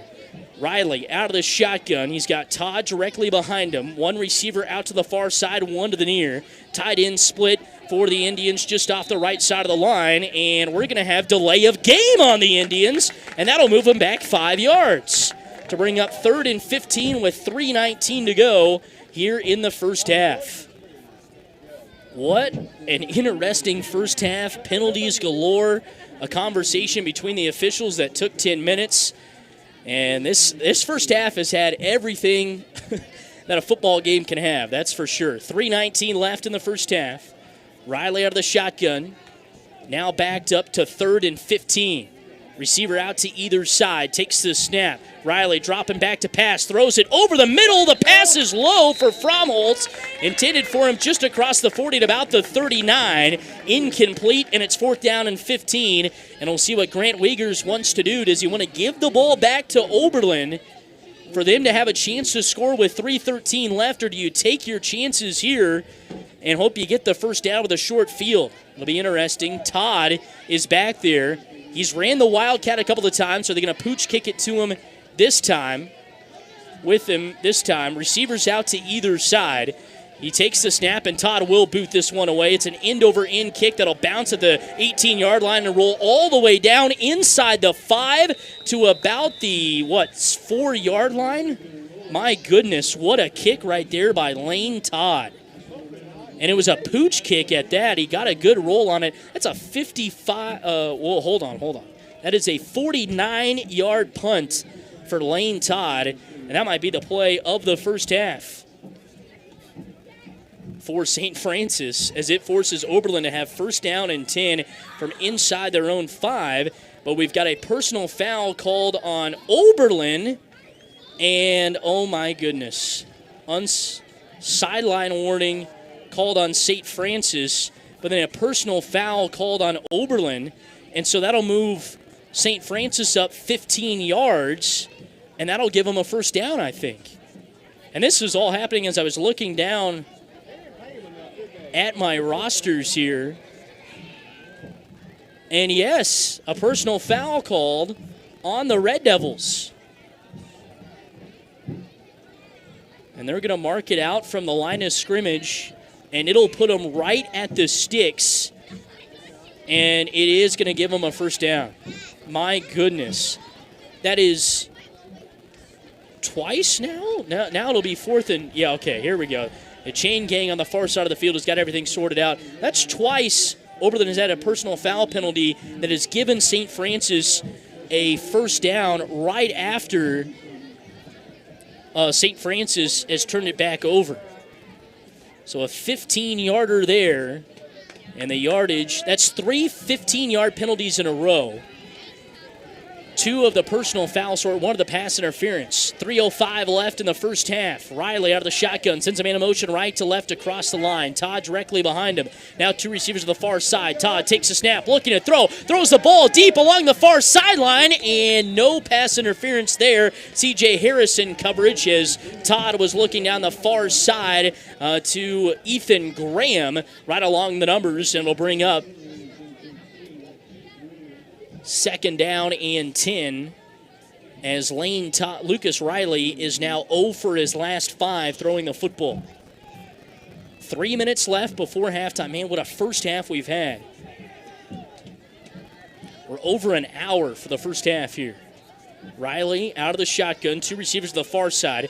1 to the near, got a tight end split off the right side as well. Empty backfield. Riley takes a snap. It's a blitz. They're trying to set up the screen. Caught by Graham at the 40. Still on his feet, but he's wrapped up and brought down from behind. Coming up with a tackle, it's Cohen Anderson, who has just come alive over the last 3 weeks of the season, and he comes up with a big tackle right there to save a big play and force a 3rd down and long. So Lucas Riley finally gets a completion there to make it 3rd down and 7. As that one went to Ethan Graham, pickup of 3. 3rd and 7 here with 2:26 left in the first half.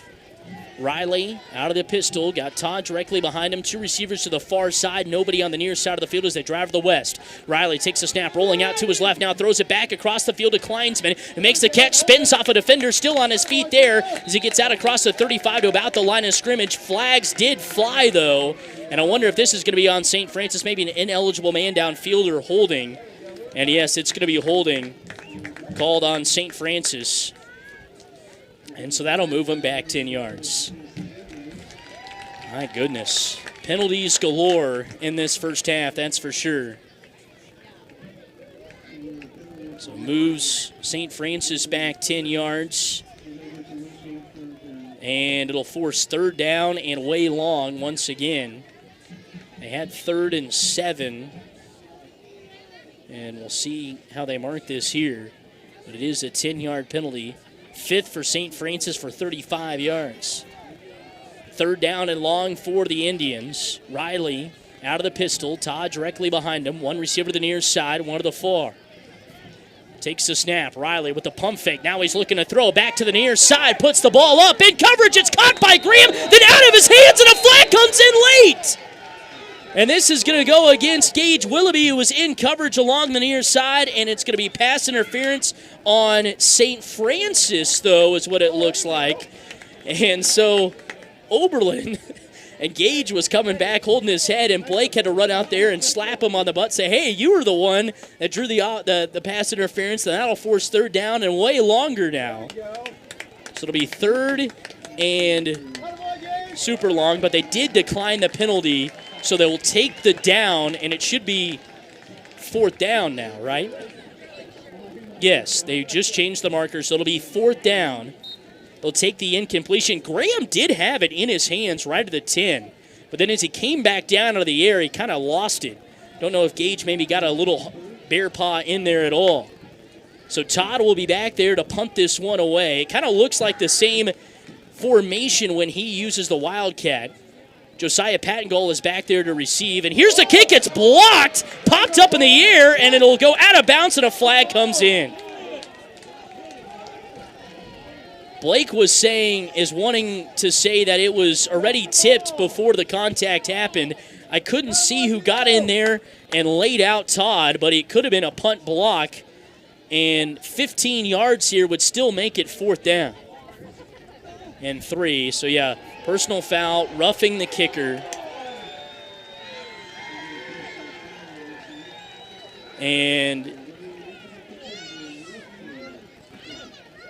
if it's a personal foul, I think it does give them a first down. Yeah, no matter the yardage. So St. Francis, again, that's the second time on this drive where Oberlin has forced fourth and way long and has bailed him out with a penalty. That is just tough. So another 15-yarder for Oberlin, who now has their 8th penalty for 80 yards in the contest unofficially. My goodness. 1:39 left before halftime as the St. Francis drive continues. Riley out of the shotgun. Todd directly behind him. 2 receivers to the far side of the field, almost on the St. Francis sideline. Todd takes the snap, hands it off. Here to, this is McAtee, the running back this time, going off the near side. He gets a few yards, about 3 or 4, and it'll bring up second down. So that's McAtee with the carry. He spent most of the time on the sidelines last year. St. Francis going with a little hurry-up action here just to pick up a 3 to 4 second down and 7 for the Indians from the Red Devil 25. Riley out of the shotgun again, takes the snap, fakes the handoff. Riley looking to throw. He's wrapped up, ball pops out, and the Indians will fall on top of it, but coming in to wrap him up and bring him down was a gang of Red Devil tacklers. I think Theodore Butterfield, one of the first to get there, and Rustin Bailey, and there's a timeout on the field taken by St. Francis. We will keep it right here, 61 seconds before halftime, and it'll force third down and way long for the Indians after the almost sack. So, I'd like to thank some more of our sponsors today: Aqua Shield Roofing, Colby Ag Center, Creative Collision, Colligan of Oberlin, Decatur Co-op, Decatur County Beef, Decatur Health, Farm Credit of Western Kansas, FNB Bank of Oberlin, Frederickson Insurance Agency, Kitchen Solvers of McCook, Next Tech, Nutrient Ag Solutions of Oberlin, Ray's Grocery, The Bank, United Northwest Federal Credit Union, Ward Drug Store, as well as Prairie Dog Creek Cattle Company and Western Plains Energy. Big thank you to all of them for helping support Red Devil Athletics here on 101.1 KFNF. Third down, and they call it 15. And it was one of the linemen that got on top of the ball there. And if I saw the number correctly, it looked like Dylan Keller was the one that fell on the ball for that loss there of about 8. And this is an interesting formation here. Riley in the shotgun. He's got Todd all the way back as a receiver, back at the 35. And he's got two receivers split out to the far side. Takes the snap. Riley looking to throw, and the ball pops out again. The Red Devils hop on top of it. Riley, who was carrying it in his right hand, looking to throw on the near side, has it punched out. And guess who comes and picks it up? Cohen Anderson, his second fumble recovery of the season. And the Red Devils are back in business with 55 seconds to go. And we'll have first down and 10 from their own 39-yard line. So make it turnover number 3 already today for St. Francis. That's their third fumble of the game. And Oberlin has it first down and 10 from the 39-yard line of their own with 55.3 seconds to go. Brady out of the shotgun. He's got Josiah in his right hip. One receiver to the far side of the field is Willoughby. Sowers on the line to the right, takes the snap, hands it off to Joe, cuts to the near side, gets across the 40 before he's wrapped up and brought down there. Oberlin with 2 timeouts left. St. Francis has 2 timeouts as well, and we do have a timeout right there taken by Oberlin very quickly, and we will take one with them. So, 48.7 seconds to go in the first half. 18-8, Oberlin in front. Fun in the sun is what everyone wants, and Ward Drug in Oberlin hopes you'll have safe fun in the sun this summer. Ward Drug reminds you that sunscreen is beneficial protection from those powerful rays of the sun. And if you get bugged by insects with bites, Ward Drug has you covered to soothe the itch and irritation. Got allergies from about anything these days? Ward Drug has you covered there too. You can always talk with a pharmacist to help you choose the best products for your individual needs. Ward Drug in downtown Oberlin, where they've got you covered for fun all summer long. Welcome back here from Smick Memorial Field, coming out of an Oberlin Red Devil timeout. 48.7 seconds to go. Red Devils in front 18-8. They've used the big play to their advantage so far tonight, and they loved nothing more than another big play, that's for sure, right before the half, because they get the ball to start the second half. Brady out of the shotgun. Josiah on his right hip. One receiver all the way out to the far side of the field is Willoughby. Takes the snap. Brady dropping back to pass. Brady looking to throw. Wanted to throw it. Now he steps up the pocket. Now he's looking to run. He'll finally be wrapped up and brought down as he gains a few yards maybe, or gets back to the line of scrimmage to bring up third down. And Coach Gehring will call a timeout with 36.8 seconds to go. And we will keep it right here on KFNF. 36.8 to go. 18-8. Oberlin in front by 10. They got punched in the mouth right away on a nice long drive by St. Francis that started at their own 39. They drove all the way down the field, scored. But since then, St. Francis has had a tough time moving the ball. And the only way they have moved the ball is with the help of Red Devil penalties. And a couple of times they've had fourth and away long. The Red Devils have bailed them out with a long penalty. And that's really the only way they've moved the ball down the field. Haven't really got some big plays like they've been wanting. But the Oberlin Red Devils have used the big play to their advantage with 3 passing touchdowns from Brady Gehring. 1 of 76, 1 of 43, 1 of 25. Oberlin now has it third down and 5 from the 36-yard line. As I say, Brady got back to about the original line of scrimmage there. 3rd and 5 for the Red Devils from the 36-yard line. Out of the shotgun is Brady. Man on his hip to the right is Josiah. 2 receivers to the far side in the slot. Sowers, far receiver Willoughby. Brady takes the snap, dropping back to pass, rolling out to the far side of the field. Now we'll tuck it and run. He's at the 35 to the 30, 25, 20. Still on his feet before he's pushed out of bounds and rolls his way, and a long flag comes in all the way from the back judge. And I think we might have a late hit out of bounds, and that'll move the Red Devils deep into St. Francis Indian territory. And we'll see here, there's a lot of pointing going on the far side of the field at about the 20-yard line. So Brady with a pickup of 14, or just in front of the 20. Personal foul called on St. Francis as Brady got that to just across the 25 at about the 23. So it's a pickup of 13 for Brady, and then tack on 15 more after the penalty. So Brady gets a lot of those yards back that he lost on the fumbled snap to open the game. 29 seconds to go before halftime. Oberlin with the ball, first down and 10 from the Indian 12-yard line. Brady out of the shotgun. He's got Josiah on his right hip.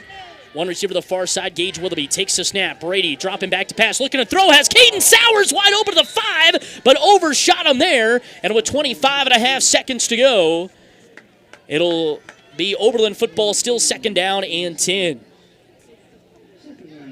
So Brady, the 3 completions have all went for touchdowns, has thrown a pick today. 25.5 seconds to go before we hit the locker rooms here on homecoming in Oberlin. Beautiful night for football. Been a long first half, an interesting first half, that's for sure. Long run in there for Brady. Now he'll break the huddle. And 5 seconds on the play clock. Gehring's got to get this snap off as Oberlin has no timeouts. Brady barely gets it off, hands it off to Joe. It's a double pass into the end zone. No, Joe looked to throw it, and now we got flags that fly right at the goal line as it was a quick handoff to Josiah Pattengall, who then threw it into the end zone. And we'll see if this one's coming back for Oberlin. And pass interference, yes, called on the Red Devils, and so back 15 yards, Oberlin will go to about where Brady had the football after the scramble. So 2nd down and long after the loss of 15, and they take this one out across the 25, nearly to the 30-yard line at about the 27. Clock is winding, down to 17 seconds left in the contest. Gehring out of the shotgun, Josiah on his right hip, and now... yeah. And the white hat did the circular motion with his arm to signal that the clock should start. But on a penalty like that, it should still be shut off. And they're going to okay it. And no time, I don't think no time's going to go back on, but it'll wind here. And so it does, down to 10 seconds, 9 seconds. Brady out of the shotgun, taking a long time, takes the snap. Brady dropping back to pass, steps up the pocket, looking, fires the ball down the near sideline, and it is incomplete as he's looking for Josiah Pattengall at about the 5. 0.4 seconds remain, and Oberlin will get one last try at the end zone before the half. So very interesting there that the play clock winded, but everything the white hat said it should. And so this is an and with 0.4 seconds to go here in the first half. Oberlin has the football. 2nd and 25 is what they have it from the 28. Oberlin got to go for the end zone here before the break. Gehring out of the shotgun. Josiah on his right hip. Gehring takes the snap, looking, steps up in the pocket. Now he's still looking, takes off to run, gets out across the 25, nearing the 20, where he will be wrapped up and brought down. So a pickup of 8 to end the first half there for Brady. But the long first half between Oberlin and St. Francis has come to an end, and it's Oberlin in front 18-8 in week 1 of district play and homecoming night here in Oberlin. Red Devils lead by 10 as we head to our halftime report. We'll be back with your first half numbers, as well as kind of some analysis from a long first half. The Red Devils in front 18-8. This is Red Devil football. How do you choose the right financial partner? At United Northwest Federal Credit Union, they've been serving the communities of Norton, Decatur, and Rollins counties for 75 years, offering top quality services and products. From loans to the Easy Saver account and online banking, they're here to help you achieve your financial goals. Experience the trust and reliability of a community-focused credit union. Visit unwfcu.org to join today. United Northwest Federal Credit Union, your trusted financial partner, NCUA insured, equal housing lender. Are you ready to take the next step in your career? My name is Cody Holzmeister, and I work at Western Plains Energy in Oakley, Kansas. We're looking for motivated individuals who are ready to work hard, grow professionally, and be part of a team that values integrity, reliability, and respect. Whether you're experienced or just starting out, we have opportunities available in our maintenance, operations, and materials departments. We offer competitive pay, great benefits, and a supportive work environment. Apply today and join the workplace where your contributions truly matter. Stop by our office or visit WPELLC.com to learn more. That's Western Plains Energy, where your future begins. Here come the men in black trucks. AquaShield Roofing not only offers roofing for residential and business, but siding, guttering, insulation, windows and doors, construction and remodeling too. Plus, AquaShield Roofing offers a workmanship warranty. For your free estimate, give them a call, 785-475-2533. AquashieldRoofing.com. Here come the men in black trucks for all your home needs. Take pride in your outdoor projects. Rugged and dependable Land Pride implements make tough chores feel less like work. Add a power unit and get work done. Land Pride offers a wide range of implements for seeding, mowing, tilling, and digging. To see Land Pride's full product line, visit landpride.com. Then ask your dealer about financing and build a tractor package today. 1, 2, what do I do? 3, 4, dents in my door. 5, 6, get them fixed. 7, 8, make them straight. 9, 10, paint it again. Got a dent, scratch, or crunch? Don't stress it. Bring it to Creative Collision, where they make child's play out of bodywork. Stop in on North Highway 83 in Oberlin, Kansas, or call 785-470-2130. Today on Hey Culligan, reverse to reduce. Here's Bob. Hey, Culligan, I love fresh water, but I got plastic bottles coming out. Whoa, Bob, you are not kidding about the bottles. But did you know Culligan's reverse osmosis and always-on drinking water systems provide fresh, clean, delicious drinking water and help reduce the equivalent of over 15 billion plastic bottles from landfills worldwide? Holy, fresh, environmentally friendly drinking water. Am I right? Right, Bob. And we're already on the way. Call Matt Osmeyer at 785-475-2471. Your local dealer for Rollins, Decatur, and Norton counties.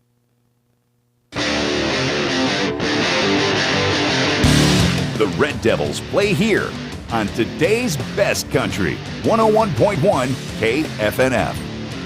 Welcome back here from Oberlin, where it's homecoming tonight here for Oberlin High School, and they're going through the homecoming courts at the moment and have the girls stretched out across this near sideline here, and finally getting some of the boys in on the action as well. 18-8 here at the break. It is Oberlin in front by 10. Been a very interesting first half. That is for sure. One that has seen penalties galore. It's seen interesting calls by the officials, and not that we're dogging on them or anything, but just interesting situations that have been put in, and we've had roughing the passer penalties, roughing the kicker penalties, we've had pass interference penalties, we had tons of stuff left and right. I mean, it's just been interesting and up and down, left and right first half, as I like to say. That is for sure here at the break. Take you through your scoring summary. St. Francis got things going in quarter number one after they went on a long drive, started their own their own 39-yard line, drove all the way down the field, and came in with a score with 5:53 to go on 4th down and 6. Lucas Riley hits Wyatt Kleinsman for a 6-yard touchdown pass. The 2-point conversion would be good on the Riley to Kleinsman pass, and it would be 8-0 St. Francis. They burned almost 7 minutes off on that first drive. But Oberlin, all it took them was just a little over a minute to punch it into the end zone themselves, as Oberlin, on their second play from scrimmage, would fumble the football. It would be picked up by Brady Gehring and force 3rd down and 20 from their own 4-yard line. And Brady Gehring would dial up a long pass to Gage Willoughby for 76 yards. The 2-point conversion would be no good, and Oberlin would cut the lead down to 2 at 8-6. But Oberlin would get the football back late in quarter number one and carry that drive into the second quarter and would punch it in right away to start quarter number two with 11:15 to go. Brady Gehring would hit Caden Sowers for a 25-yard touchdown pass. The 2-point conversion run would be no good, and Oberlin would leave 12-8. Then with 3:58 to go in the second quarter, Brady Gehring, this time on 4th down, would dial up a big play again and hit Gage Willoughby for a 43-yard touchdown pass. The 2-point conversion run would be no good, and Oberlin leads here at the break 18-8. St. Francis outscoring Oberlin in the first quarter 8-6. Oberlin outscoring St. Francis in the second 12-0. So once again, our score here at the break, 18-8. We're going to take another break, and when we come back, get you our first half numbers here for our halftime report. 18-8, Oberlin in front. Ever wonder why some people have a spring in their step? It's simple. Fuel. Quality fuel from Decatur Co-op. Without the right fuel, your day can feel like a drag. But with Decatur Co-op's premium Fieldmaster diesel or unleaded fuel delivered straight to you, those days of sluggish starts are over. Serving Northwest Kansas and Southwest Nebraska, they keep you moving. Check out their bulk fuel delivery today. Premium fuel and service you deserve at Decatur Co-op, with a location near you.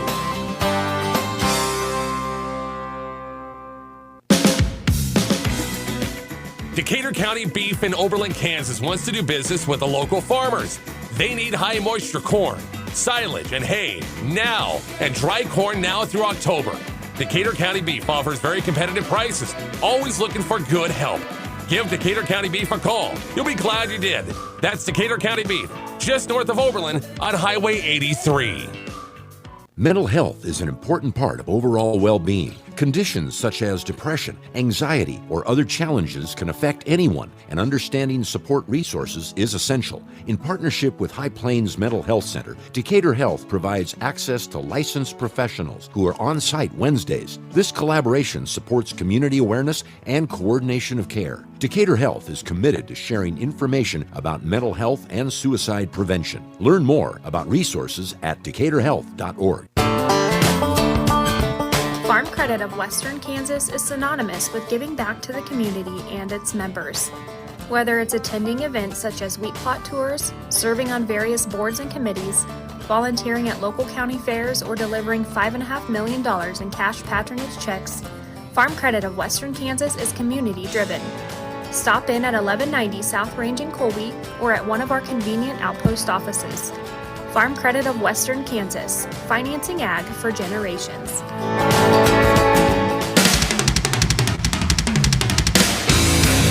Red Devil Athletics on today's best country, 101.1 KFNF. Welcome back here from Oberlin and Spick Memorial Field, 18-8 here at the break, as the Red Devils using the big plays to their advantage. And you're probably sitting at home, if you listen to a lot of the pregame show, you're saying, Sam, didn't you say you got to limit big plays? And for St. Francis, well, yes, I did, but it is Oberlin that has been having the big plays, using their advantage, and they come away with an 18-8 lead here at the break. Let's take you through our first half numbers. We'll start with St. Francis. Lane Todd today, 7 carries for 10 yards. Lucas Riley, 4 carries for 21 yards. Tice McAtee, with 1 carry for 3 yards. And their lineman, Dylan Keller, who fell on a fumble, has 1 carry for -8 yards. Lucas Riley throwing the football, started out 5 for 5, but since then has went 1 for 7. So he's 6 for 12 at the break for 44 yards and 1 touchdown. Ethan Graham, 2 receptions for 16 yards. Dayton Fromholtz, 3 receptions for 22 yards. Wyatt Kleinsman, 1 reception for 6 yards in the contest as well. Oberlin individually, Josiah Pattengall, 9 carries for 30 yards. Brady Gehring, 2 carries for 2 yards. Caden Sowers, 2 carries for 11 yards. Brady Gehring throwing the football today, 3 of 7 for 144 yards and 3 touchdowns. Does have an interception. Brady, his 3 completions have all went for touchdowns, so that's an interesting fact. Gage Willoughby, 2 receptions. Both of his receptions have went for touchdowns. He's got 2 receptions for 119 yards. Caden Sowers, 1 reception for 25 yards. Team-wise, St. Francis with 26 yards on the ground, 44 through the air for a total of 70 at the break. They've turned the ball over 3 times, all 3 being fumbles. They have 6 penalties for 50 yards. Oberlin, 43 yards on the ground, 144 through the air for a total of 187. The 144 through the air is the second most that the Red Devils have had this season. They had 157 last week against Wallace County, so Oberlin gets one completion of a certain distance there. They might be able to break that and have their most passing yards so far this season. Red Devils have one turnover. It was the interception there early in the first quarter, and Oberlin has 8 penalties for 80 yards. Those are some unofficial numbers right there on the penalties-wise anyway. Oberlin and St. Francis combined penalties, 14 for 130 yards. That's crazy. You don't hear that too often, that's for sure. But Oberlin has done a good job not turning the ball over. Now they're just trying to maybe fix some of those mistakes with the penalties here as we make our way into the second half. 18-8 lead for the Oberlin Red Devils. We'll take another break, come back, and get you some first half scores from around the state. It's 18-8 here at halftime from Smick Memorial Field. Red Devils in front. At FNB Bank in Oberlin, you're getting a dedicated team of professionals who prioritize your financial needs. They offer the convenience of online and telephone banking, plus debit cards that make transactions seamless. And when they say team, they mean a tradition of trust and reliability. They're here to support you long after you open your account. So when it comes to banking, be confident knowing FNB Bank will go the extra mile for you. FNB Bank in Oberlin. Visit them online at fnbbank.com. Insurance, it seems like you can never have enough, and when it comes to peace of mind, it's good to have the right insurance in place. Fredrickson Insurance Agency in Oberlin can help you do just that. Fredricksons can help with supplemental insurance for your home, farm, business, auto, and yes, even your crop. Fredricksons will help you find the best plan from the best companies. Insurance, get the best from Fredrickson Insurance Agency next to the Landmark in downtown Oberlin, 785-475-3883.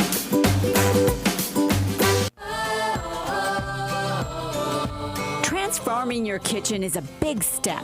Where do you start? Step into the beautiful showroom at Kitchen Solvers on East B Street in McCook, and they will expertly guide you toward the cabinets, countertops, tile, and flooring that are a reflection of you. Full kitchen remodel or simple upgrade, they can help. Just need material? They'll get it ordered. Need help with install? They can do it. Reach out to Kitchen Solvers and they can get you back into a working kitchen in 5 days. Kitchen Solvers. Find what inspires you.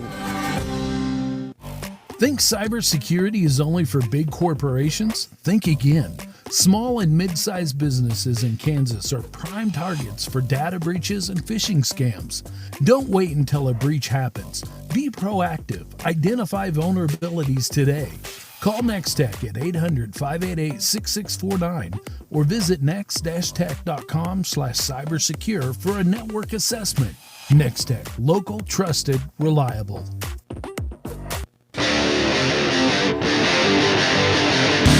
The Red Devils play here on today's best country, 101.1 KFNF.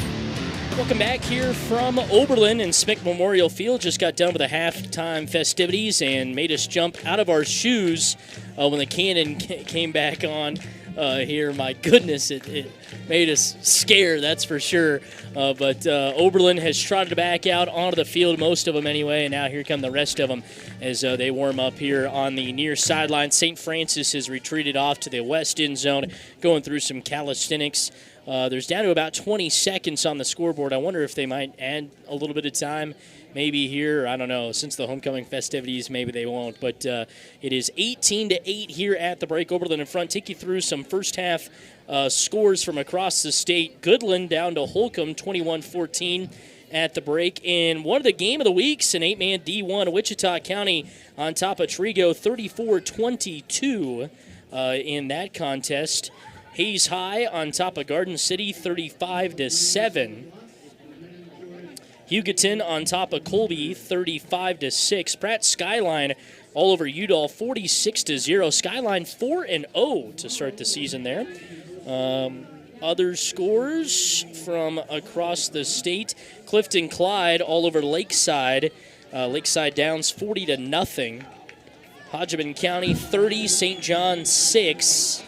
El Saline 46, Canton Galva nothing. That's final at half. Linden on top of Chase County 40-18 at the break. Some other scores: Hoxie on top of Stockton 46-6. Smith Center on top of Plainville, 12-8. Quinter on top of Ness City, 20-12. And some other scores: Argonia Attica on top of Norwich, 22-0. Oakley on top of Syracuse, 7-6. And if you saw the classifications come out earlier this week, Oakley is dropping down to 8-man. So I wouldn't be surprised if we see the Plainsmen and the Red Devils battle it out on the 8-man side of things next year. That'll certainly be interesting to see. And those are some of the first half scores I have. Don't have a score from that Rawlins County Hill City game. That is a great one to open up district play. Each of those two teams 2-1 going into that one. This is another one that I think everybody was looking at in the district, and Oberlin with an 18-8 lead here. If you remember back to last year, kind of same situation. Oberlin went into that game 2-1. St. Francis 3-0. Oberlin squeaked it out 32 out of 14, and St. Francis from that point on did not win another district game till the final week of the year, and ended up missing the playoffs by a game. Oberlin got into the playoffs as the final team there to get in with a 2-3 district record. So even week one of district play is just as important as the last week of district play, and we'll see what halftime adjustments each team has made. Oberlin has done a great job shutting down the big play, and they've had the big play to their advantage. It'll be interesting to see if Blake Guerin kind of tries to hand it off a little bit more to Joe, takes some time off the clock here in the second half. And it'll be interesting to see what St. Francis wants to do. They really came out and wanted to go on a long, methodical drive to start. We'll see if maybe they want to hit some more of those big plays with themselves down 10. But the most key fact here of this second half is going to be this opening drive right here. Oberlin in front, 18-8. If they go down and score, you say they put up 8. That's 26-8. It's a tough hole to get yourself out of if you're St. Francis. So it'll be an interesting first drive, that is for sure, as St. Francis took their first drive of the game, went down and scored, and haven't really had much since. And I kind of mentioned that towards the tail end of the first half, that the only reason St. Francis had really been moving the ball was from Oberlin penalties. So Lucas Riley has this one teed up at the 30. And back deep to receive Gage Willoughby and Josiah Pattengall. It's an end-over-end kick that Gage will take just in front of the 5-yard line, running up the far side, cuts back, still on his feet. At the 15, finds a little bit of a hole and makes his way out to the 25. So Gage Willoughby with one kick return for a touchdown already this season. Makes some good work there out of that return and brings up first down and 10 for the Red Devils. They have the 30 on the scoreboard, and it'll actually be the 20-yard line where Oberlin will get things going. Like I mentioned, such a key drive here for the Red Devils to kind of maybe slam that door early right here. So Gehring will go out of the shotgun. He's got Pattengall on his left hip, one receiver to the far side, sends him into motion left to right across the line. That's Sowers. Gehring takes the snap, hands it off to Josiah, who's got some running room out across the 30, 25 to the 30, still carrying defenders with him across the 30-yard line, moving the sticks with a pickup of 12 on the first play from scrimmage to open up the second half. And it's good to see Joe get a big gain right there. It kind of been short, little methodical gains in the first half, but this time he picks up 12 on first down, and it makes it first down and 10 for Oberlin with 11:42 and counting to go in the third quarter. 18-8, Red Devils in front. Oberlin has played 2 full four-quarter games so far this year, and St. Francis has only played 1. Maybe that'll be an advantage. Gehring out of the shotgun, sends Sowers in motion right to left across the line, hands it off to Josiah, trying to get the corner, cuts back up the middle, gets away from 1, 2, 3 tacklers before he's finally wrapped up and brought down with a short gain or a minimal gain. Maybe they're going to say nothing. There, it'll bring up second down and 10 for the Red Devils with 11:11 to go. So after a pickup of 12, he goes for nothing, does Pattengall. And Oberlin will have it second down and 10 from their own 32-yard line with 10:57 to go. Working on the far hash, Oberlin driving left to right or towards the west here at Smick Memorial Field. Brady out of the shotgun. He's got Pattengall on his left hip, 2 receivers to the far side. Takes the snap, hands it off to Josiah up the middle, goes off of the center, and Caden Shaw gets his way out across the 35 to about the 36 after a short little gain. It'll bring up third down. And 7 here is what they're going to call or so on the scoreboard. as the ball just sits across the 35, almost to the 36. 3rd and 7 is what they call. Pickup of 3 there for Josiah. So 3rd and 7 for the Red Devils from their own 36, scaring out of the shotgun. He's got Josiah on his left hip, sends Caden Sowers in motion left to right. Gage Willoughby, the receiver, out to the far side, takes the snap. Brady looking to throw, has a man wide open. It's Caden Sowers at the 20, to the 15, to the 10. He's wrapped up and thrown out of bounds inside the 5-yard line. Again, the Red Devils dial up the big play on 3rd down and cash in for a good chunk of yards from the 36 of their own, all the way inside the 10 to about the 6-yard line.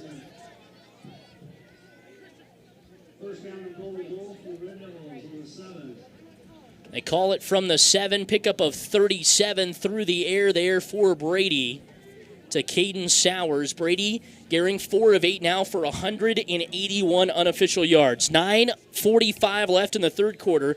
Red Devils sitting in business with the ball, 1st down and 10 from the 7, 1st and goal from the 70-yard line, I should say.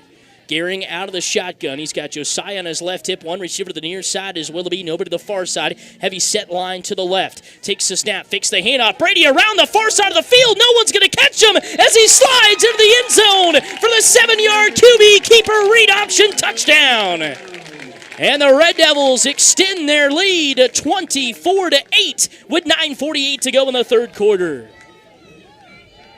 So Brady has done that 2 or 3 times this season, and all have really led to touchdowns as he picks up his 4th rushing touchdown on the year. It's now 24-8 Oberlin as they try to punch in their first 2-point conversion of the game. Heavy set formation. Josiah takes a snap. It's a jump pass, and Gage Willoughby has it in the end zone for the 2-point conversion. A little how do you do from Blake Gehring, and the Red Devils take a 26-8 lead over the St. Francis Indians with 9:48 to go in the 3rd quarter of play. This is Red Devil football. Whether it's plants, animals, or us humans, we are all affected by what we eat, and it starts in our soil. Nutrient Ag Solutions has worked hard to find solutions for causes, not just symptoms, that strengthen soil, plant, and animal health, therefore increasing the efficiency and profitability on your farm. Nutrien will work to create a balanced approach for your soil, in turn boosting productivity in your crops. Healthier plants carry enhanced nutritional value for your crops and livestock. Call Nutrien Ag Solutions today to get started.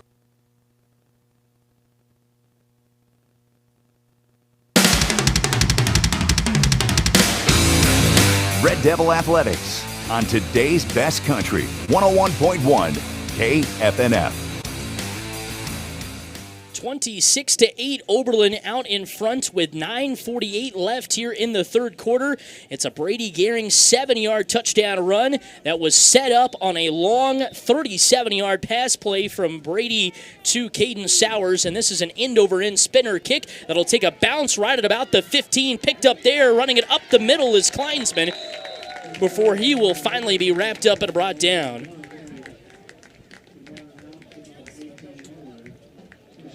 And so with 9:44 to go here in the 3rd quarter of play, St. Francis will get the ball and have 1st down and 10 from just in front of the 20 at about the 18-yard line. So Oberlin trying to keep it where it is at. They have done a great job on the defensive side of the football today, that is for sure. 9:44 left in the 3rd quarter, 26-8. St. Francis with the football. They'll go out of the Wildcat here. Todd will be the one to take the snap. 2 receivers stacked on the near side of the field. Todd takes the snap, QB run up the middle, and he's wrapped up and brought down for a loss of about 1 there. And so the Red Devils have done such a great job whenever Todd gets back there in the Wildcat formation of just recognizing that he's probably going to run that ball. And he has thrown 1 pass today, but it was called back due to a pass interference penalty. 2nd and 11 here for St. Francis after the loss of 1 from the 17-yard line of their own. Todd again will be the quarterback this time as he's got two receivers to the near side and over to the far side. Todd takes the snap, adjusts the ball, looking to throw, pump fakes, now rolling out to the near side, avoids the defender, looking to throw, he's belted, the pass is knocked away. Lane Todd took himself a massive hit as Theo Butterfield threw him right onto his back, and how Todd got that ball away, I have no idea. My goodness, he took a huge hit, and he gets up looking like he's okay. So Lane Todd was the one that threw that pass. And we haven't seen Lucas Riley come in at quarterback. There he is.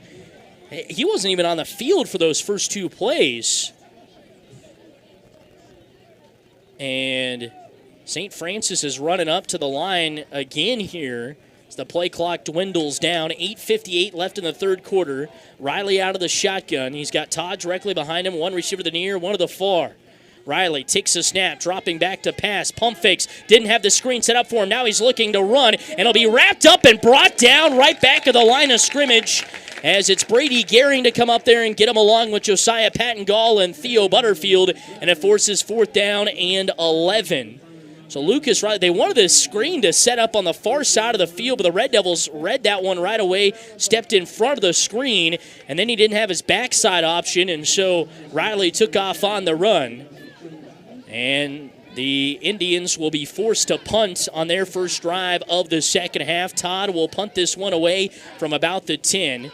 It is Willoughby back there to receive. No, Caden Sowers back to receive, and he'll let the ball bounce at the 26 and roll out of bounds parallel with that 26-yard line. And it'll be 1st down and 10 for Oberlin from their own 26 with 8:12 to go in the third quarter of play. So Oberlin using the big play to their advantage through the passing game today. And no, we have a flag down on the field. And so Oberlin going to get called for roughing the kicker for the second time today. And that's a personal foul and moves it to a 1st down and 10. Oberlin, goodness. How many times today have they got St. Francis off the field, but on the 4th down or 3rd down play have had a 15-yarder like that, or even a 10-yarder or a 5-yarder that has moved them across the line of scrimmage and got him a 1st down. So it's 1st down and 10 for St. Francis from the 33, right after Oberlin just got him off the field. But the roughing the kicker penalty takes it back. Riley out of the shotgun, hands it off to Todd. Up the middle, he's wrapped up, avoids the tackler, and he runs into a massive side before he's finally wrapped up and brought down. The ball popped out of the last second as he was spun backwards. They say he was down already there, but it is a short loss. The forward progress gets it a loss of about 2 there. It'll bring up 2nd down and 12 as Lane Todd, his last 3 carries have all went for negative yardage. He's got 9 carries for 7 yards on the night. And he came in to the game averaging 6.9 yards per carry. 7:35 to go in the third quarter. Riley out of the pistol. He's got Todd directly behind him. One receiver out to the near side, one to the far side. Riley takes the snap right to the chest, looking to throw. It's a quick pass caught on the far side of the field by Graham, and he'll be wrapped up and brought down from behind at about the 35-yard line. So a short gain of about 4, and it'll force 3rd down and long here for the Indians from their own 35-yard line. So pickup of 4 there through the air for Riley to Graham, who hauls in his 3rd catch of the day. 6:54 left in the third quarter. Riley out of the shotgun. 2 receivers to the near side. Nobody on the far side of the field. Riley takes the snap, fakes the handoff, looking. Quick pass out in the flat, and Ethan Graham dropped it. He caught the ball, and as he was catching it, took his eyes off of it and tried to bounce it upfield. And when he did that, it dropped out of his hands, and so it'll force 4th and 8 and decision time for Grant Weigers here. And you almost want to punt it because Oberlin, the last 2 punts, has roughed your punter and gotten you a 1st down. So we'll see if Oberlin maybe hears back here. Caden Sowers will be the one to return it. Todd will punt this one away from just across the 30 at the 29. Todd gets into it. He sends an end-over-end kick that Sowers will let bounce at the 20. He picks up at the 10, and he's wrapped up and brought down there. The ball came out at the last second, and it looks like Oberlin has got it. There was some shoving after the play, and now a flag is dropped in.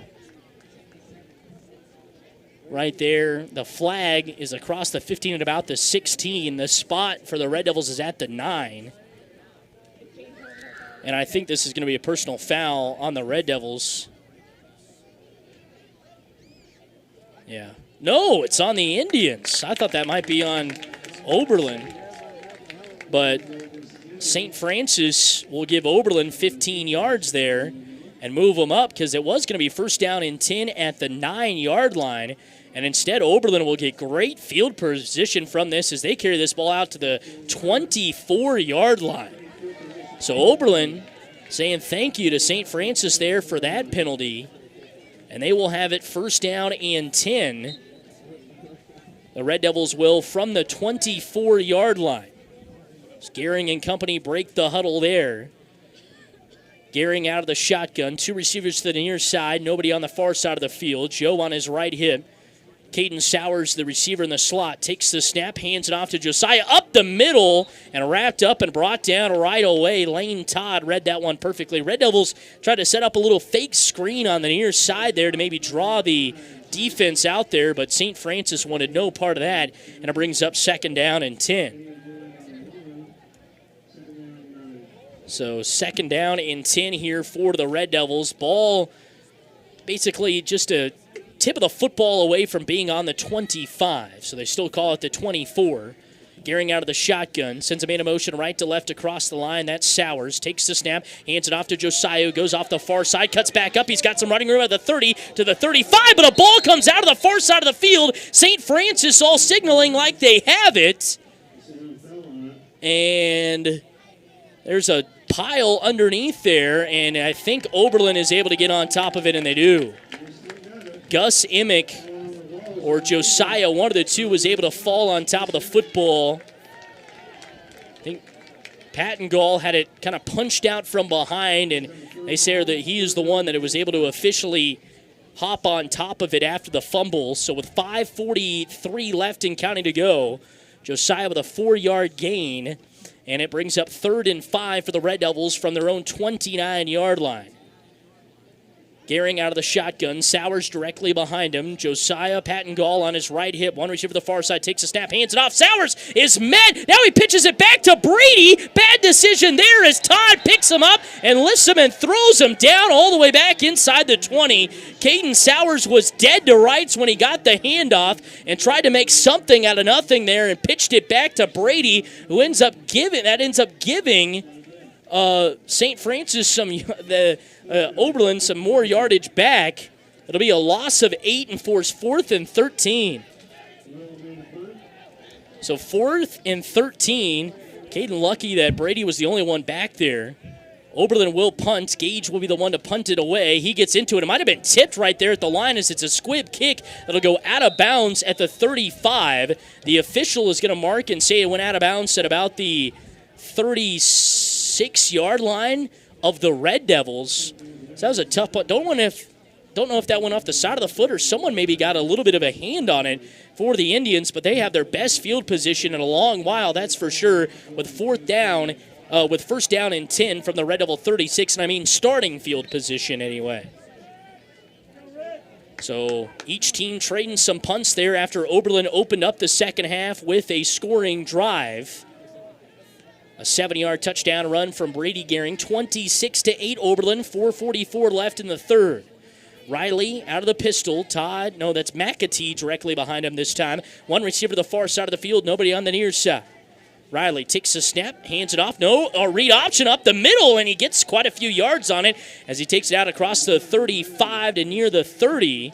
Great job right there by Lucas Riley reading the defense, keeping that ball and pulling it right out of the belly of McAtee for a pickup of 5 on first down and for second down and short here for the Indians.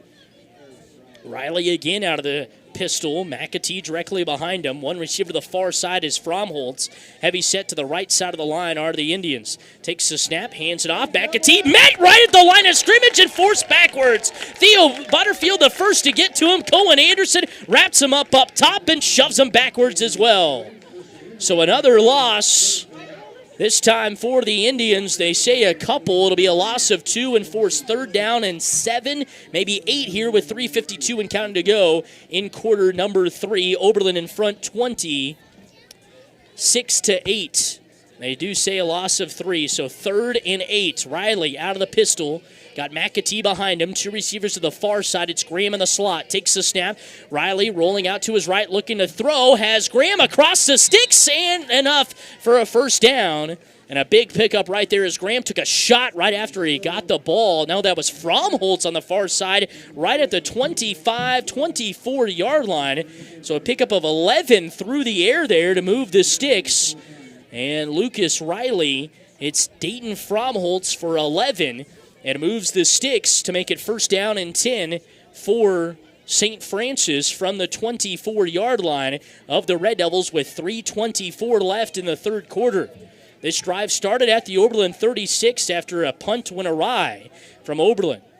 Riley out of the shotgun. 2 receivers to the near side. One to the far. Has a man in the backfield is Todd, but he is just off the line. So it's a man in motion. It's a read option fake right up the middle. Or I should say a jet sweep option fake, and right up the middle is Lucas Riley, and he is stopped maybe for no gain. Yeah, that's what they're going to call it, no gain.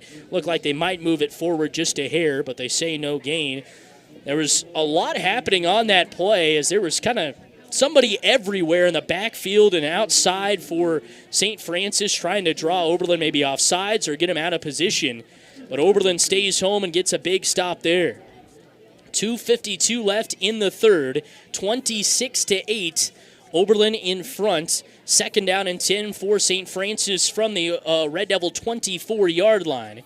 It'll be Todd at the Wildcat to take the snap. Lucas Riley is on the field, split as a tight end.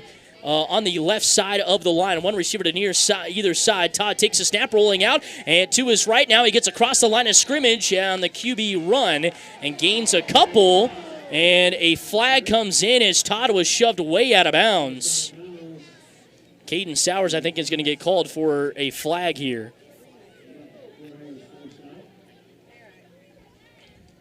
Yeah, it's going to be a personal foul. After a short pickup of about 2 that would have forced 3rd down and 8. Instead, this is a half the distance to the goal, or they're going to give them the full 15 maybe. And they mark the ball now at the 12-yard line. Or at the 12-yard line. Riley out of the shotgun. McAtee directly behind him. Receivers out to either side. Takes the snap, hands it off. No, he pulled it. Now he's looking to throw, and it's batted down to the line of scrimmage. 2nd time the Red Devils have done that today. And they get a big bat right there for 2nd down. So, about a 10-yard penalty there on that last one that set up 1st down and 10 for the Indians from the Red Devil 11. And now it's 2nd down and 10 after the batted pass. That was an RPO play, and like I mentioned, those RPO plays have not been working too well for St. Francis. They have it on the near hash, driving towards the east. Riley out of the shotgun. Takes the snap. Somebody went off sides. Now it's a broken play. He runs it up the middle, jukes 2 defenders, and slips into the end zone for a touchdown. So the broken play for the Indians works out, and Lucas Riley just takes it himself right up the middle for the TD to make it 26-14. And I think Oberlin was caught off guard on that, thinking that there was going to be offsides, but there was no flag. And so Riley just ran right up the middle without being touched, essentially, until he got to the goal line. So an 11-yard touchdown run for Lucas Riley makes this a 26-14 game, and he can make it a 10-point game again here with a 2-point conversion as he stands on the shotgun and the pistol with McAtee behind him. Takes the snap, fakes the handoff, throws it out into the flat. The pass is caught, but it'll be caught at the 1-yard line, just short of the goal line. Actually, they say incomplete. So The Red Devils keep him out of the end zone for the 2-point conversion, but it's a Lucas Riley 11-yard TD score that pulls St. Francis back within 12. It's 26-14. Oberlin in front with 2:15 left in the third quarter. This is Red Devil football. Oh, it's here! Football season! Ray's Grocery of Oberlin is excited too! Ray's Grocery knows you like football, but also everything that comes with it. Oh yeah, tailgating! Come into Ray's and get set up with all your supplies for a festive tailgate party. Delicious hamburgers, juicy steaks, all the produce you can handle, favorite drinks. It's all ready for you at Ray's Grocery. So get your tailgate on now. Shop stress-free with quality this football season at Ray's Grocery, downtown Oberlin.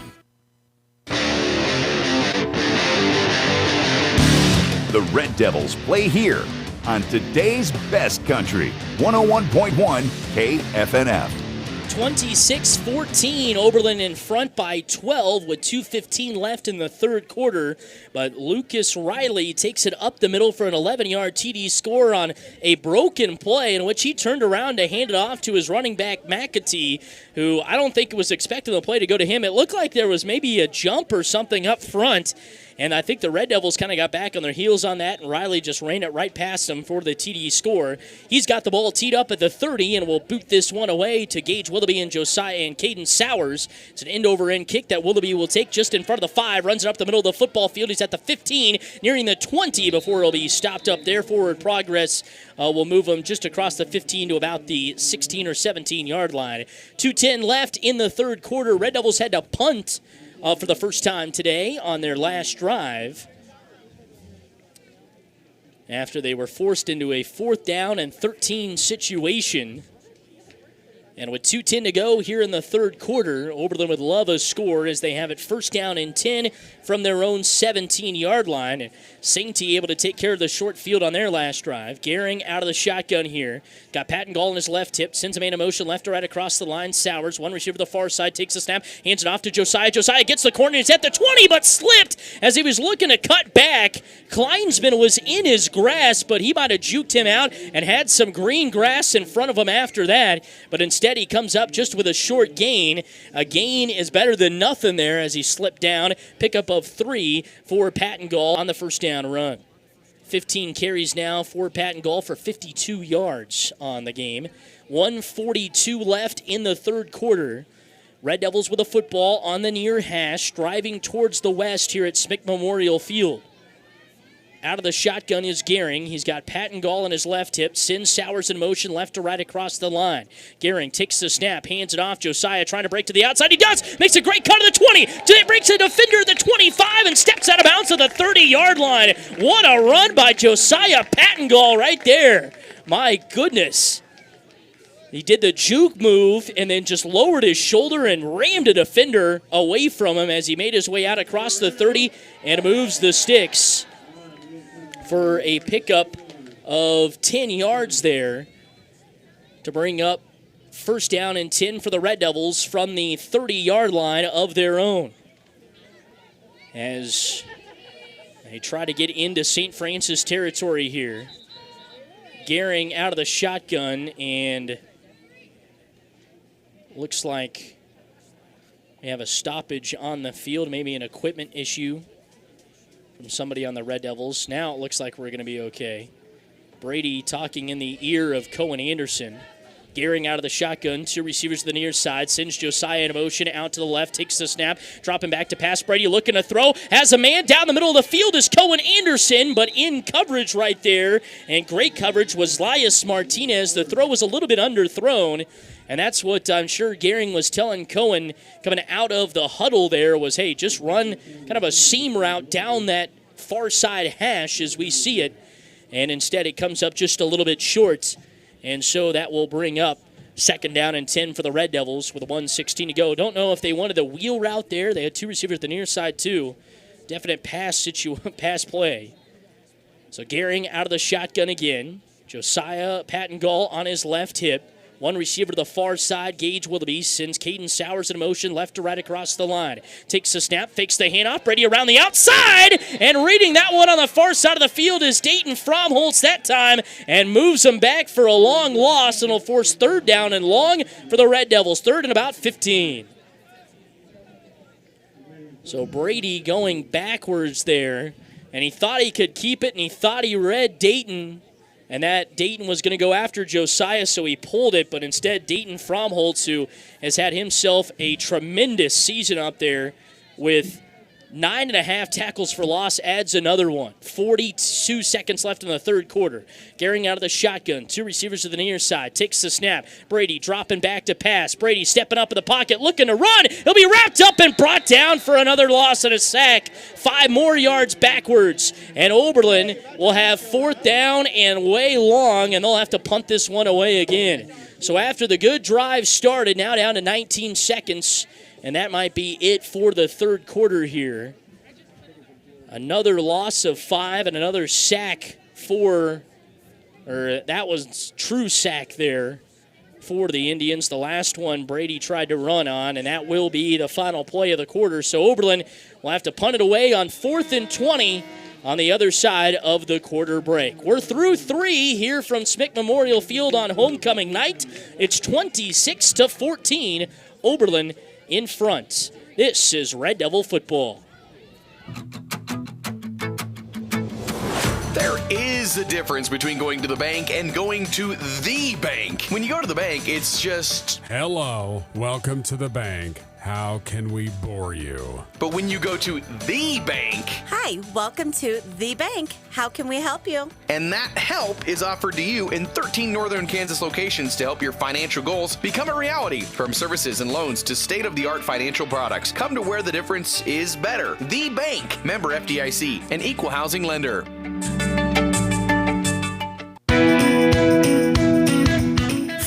The sun is what everyone wants, and Ward Drug in Oberlin hopes you'll have safe fun in the sun this summer. Ward Drug reminds you that sunscreen is beneficial protection from those powerful rays of the sun. And if you get bugged by insects with bites, Ward Drug has you covered to soothe the itch and irritation. Got allergies from about anything these days? Ward Drug has you covered there too. You can always talk with a pharmacist to help you choose the best products for your individual needs. Ward Drug in downtown Oberlin, where they've got you covered for fun all summer long.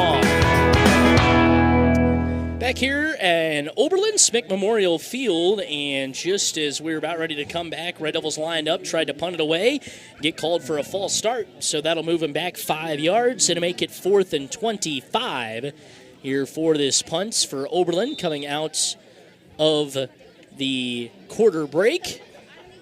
Gage Willoughby to punt. He'll punt it away from the 5-yard line. Todd to receive it. Here's the kick. It's a nice boot this time, end over end, that hangs in the air, bounces at the 39 and takes a St. Francis bounce to almost the 35. And so once again, St. Francis with good field position.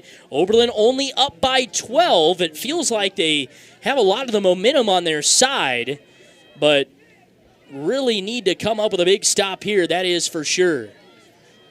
So first down and 10 for St. Francis from the 36-yard line of the Red Devils. This is where they started last drive, and went down and scored as well. Got a little bit of a help as well from a personal foul penalty from the Red Devils.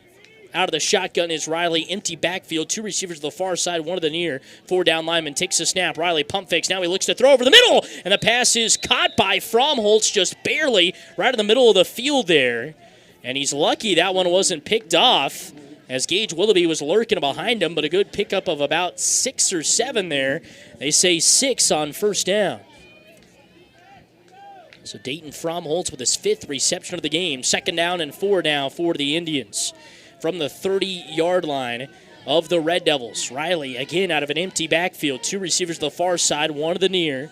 4 down linemen with him. Gilliland turning around, talking to his quarterback. Now Riley still awaiting the snap. Takes it, dropping back, pump fakes right away. Has Fromholtz down the near sideline. Pass caught to the 10 to the 5. He's into the end zone for the touchdown. The pump and go works. And Lucas Riley hits Dayton Fromholtz for a 30-yard touchdown pass. And just like that, the Indians, with 11:07 to go in the fourth quarter, are back within 6 and can make it a 4-point game with a 2-point conversion here. And they set that one up perfectly, did Fromholtz and Lucas Riley. He hit him with the pump fake. Gage bit on it, and Fromholtz took off down the near sideline and scores the TD from 30 yards out. So Riley now out of the pistol, 2 receivers to the near side, nobody to the far side. He's got McAtee as the running back directly behind him. 4 down linemen, takes the snap, fakes the handoff, rolling out to the near side, throws it back in the end zone. It's caught by Ethan Graham. And just like that, the Indians from down 12 have cut the lead to 4 with a big 30-yard reception and 2-point conversion. It's a tight one again, 26-22. Oberlin still in front here in quarter 4 with 11:07 to go. This is Red Devil football. For 75 years, United Northwest Federal Credit Union has been a cornerstone in Norton, Decatur, and Rawlins counties, known for top quality services like loans, easy saver accounts, and seamless online banking. They ensure financial peace of mind. Whether you're saving for the future or need a little extra help today, they've got you covered. Discover more about their trusted services at unwfcu.org. United Northwest Federal Credit Union, your financial partner for life. NCUA insured, equal housing lender.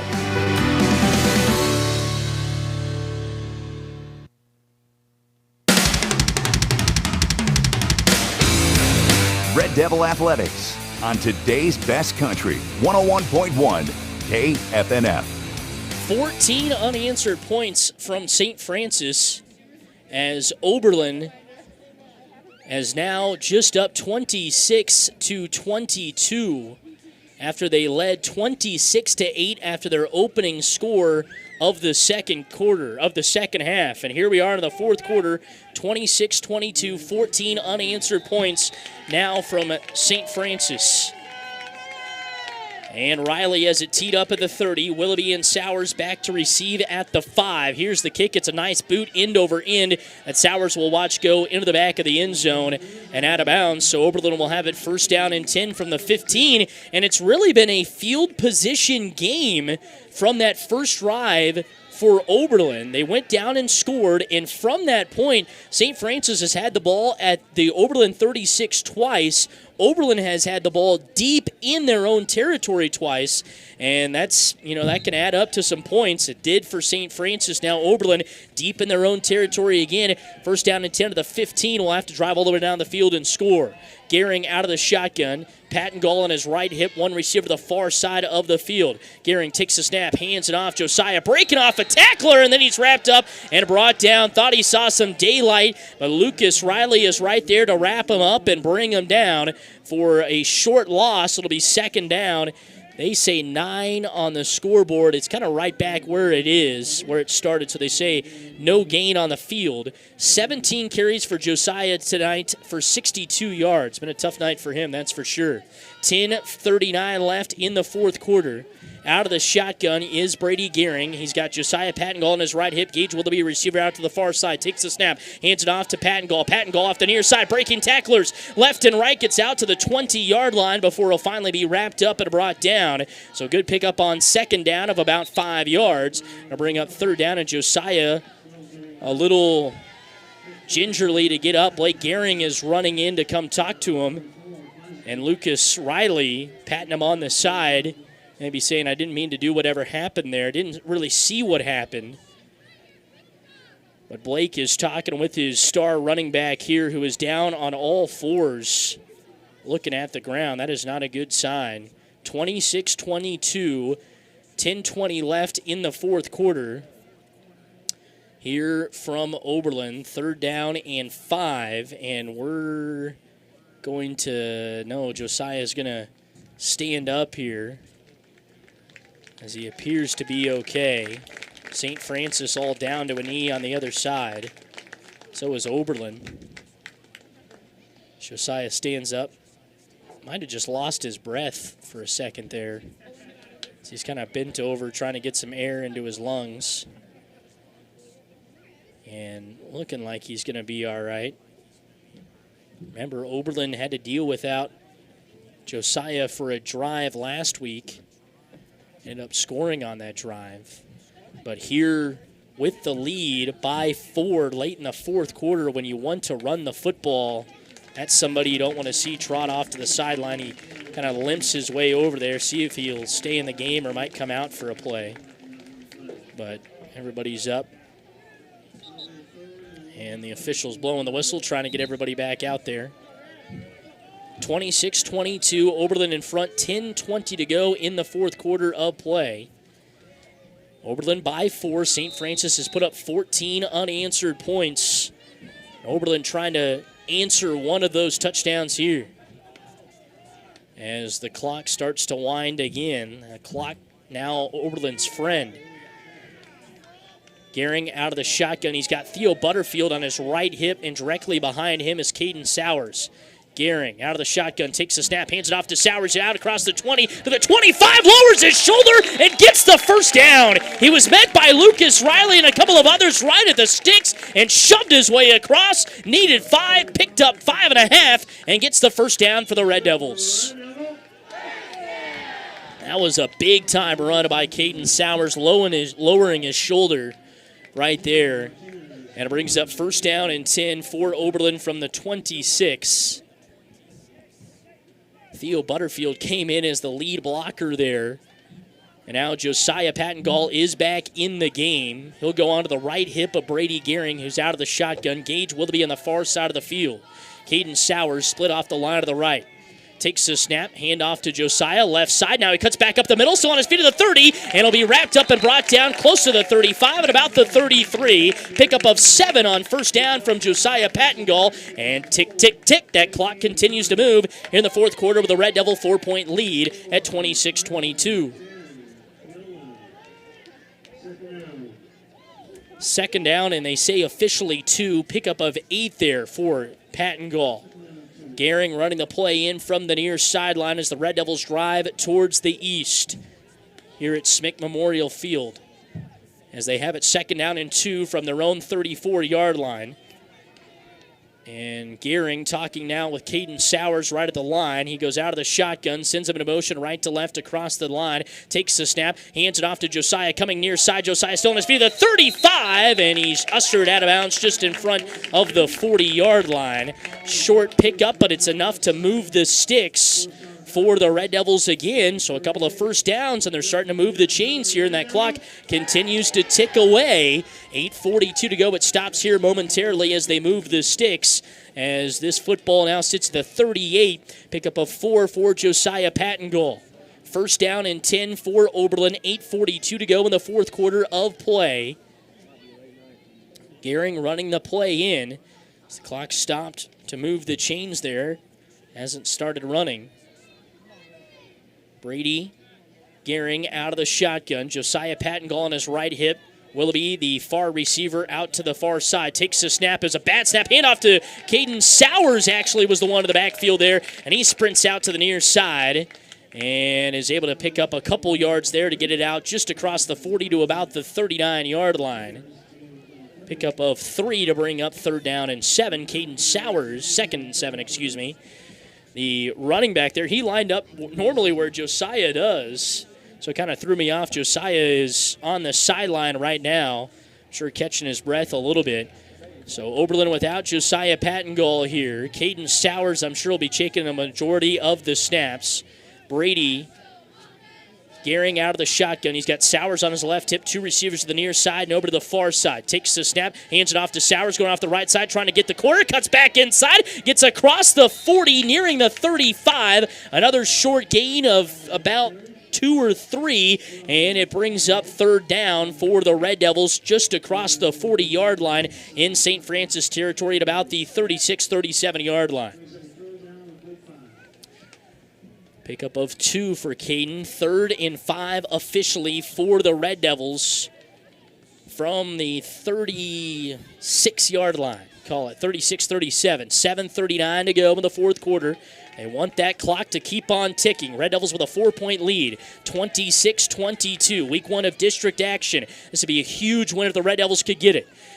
Gearing out of the shotgun, hands it off, and Sowers is wrapped up and brought down. They bring the run blitz that time. Lucas Riley the first to get there. A couple of others finish him off, and it forces 4th and long in decision time if you're Blake Gearing, as they finally are able to stop the run. Oberlin just went with straight runs that whole time, and it forces them back 3 yards there to 4th and 8 from the 40-yard line. The plays run in. Brady breaks the huddle. He's out of the shotgun. He's got Josiah Pattengall on his left hip. The 10-second timer is up in the air on the play clock.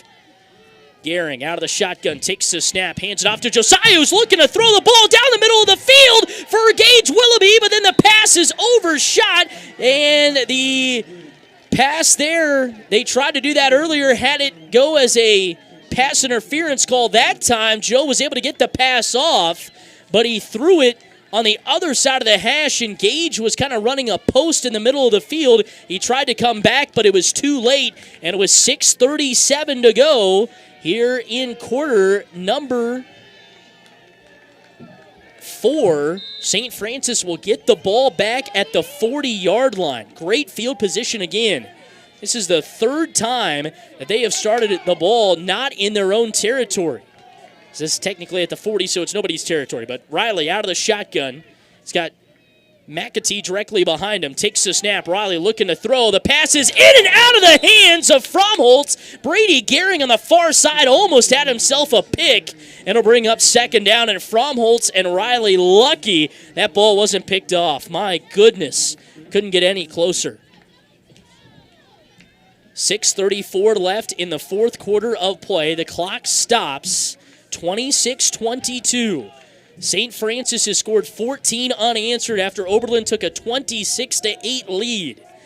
St. Francis has had the ball since then at the Red Devil 36 twice. Now they're at the 40. 2nd and 10. Riley out of the pistol, takes the snap, fakes the handoff to McAtee, keeps it off the right side. He's bottled up once, twice, and finally wrapped up and brought down. Finishing him off there is Kilwin Anderson, but a couple of others had him around the waist. It's just a short gain for Lucas Riley on the read option off the left side. Pickup of 3, and it forces 3rd and 7 for the Indians from the Red Devil 37-yard line or so. Riley out of the pistol again with McAtee. McAtee directly behind him. 2 receivers to the near side and over to the far side, 4 down linemen. Riley barking the signals, takes the snap of the chest, rolling out to the near side, looking, has a man, and he missed him. Wide open was Fromholtz just in front of the 25-yard line, about 5 yards past the sticks, and he overshoots him, and it makes it 4th and 7 for Grant Wagers and his squad here, and this will be certainly an interesting play call. Have to have the first down to continue the game, and Oberlin, St. Francis does have all 3 timeouts in their back pocket, so the game is not over if Oberlin gets a stop here, but it's certainly deep into the momentum pocket of the Red Devils. Riley out of the pistol again. McAtee directly behind him. 1 receiver out to the near side, more the far. Takes the snap. Riley looking to throw. Now he finds a man wide open, but it's out of the hands of Ethan Graham at the 30. Ethan Graham was wide open with a chance to run, but he goes through his hands. And that is the third drop of the second half, 2nd on this series. And a man is down for the Indians. Over there, it looks like it's Braden Helton that is down just at about the 40-yard line, and he stands up right away with a little assistance from his coaches, and they'll carry him off the field. So Oberlin will take over on downs, 1st down and 10 from the 37-yard line of their own. But, man, big opportunities there. Fromholtz on 1st down, dropping the pass, went through his hands, and Brady Gearing almost picked it off. And then Lucas Riley missing a wide open receiver on 2nd down. And then there on 3rd down, I should say, Lucas missed that man. And then on 4th down, it goes through the hands of Ethan Graham. So some mental errors there for the Indians. 1st down and 10 for the Red Devils from the 37. St. Francis with all 3 timeouts. Oberlin at their own 37, I should preface. Gehring out of the shotgun. He's got Sowers directly behind him. Pattengall on the right hip, hands it off to Sowers, who lowers his shoulder, gets out across to about the 40-yard line before he's bottled up there and brought down. It'll bring up second down and about 7 after the pickup of 3.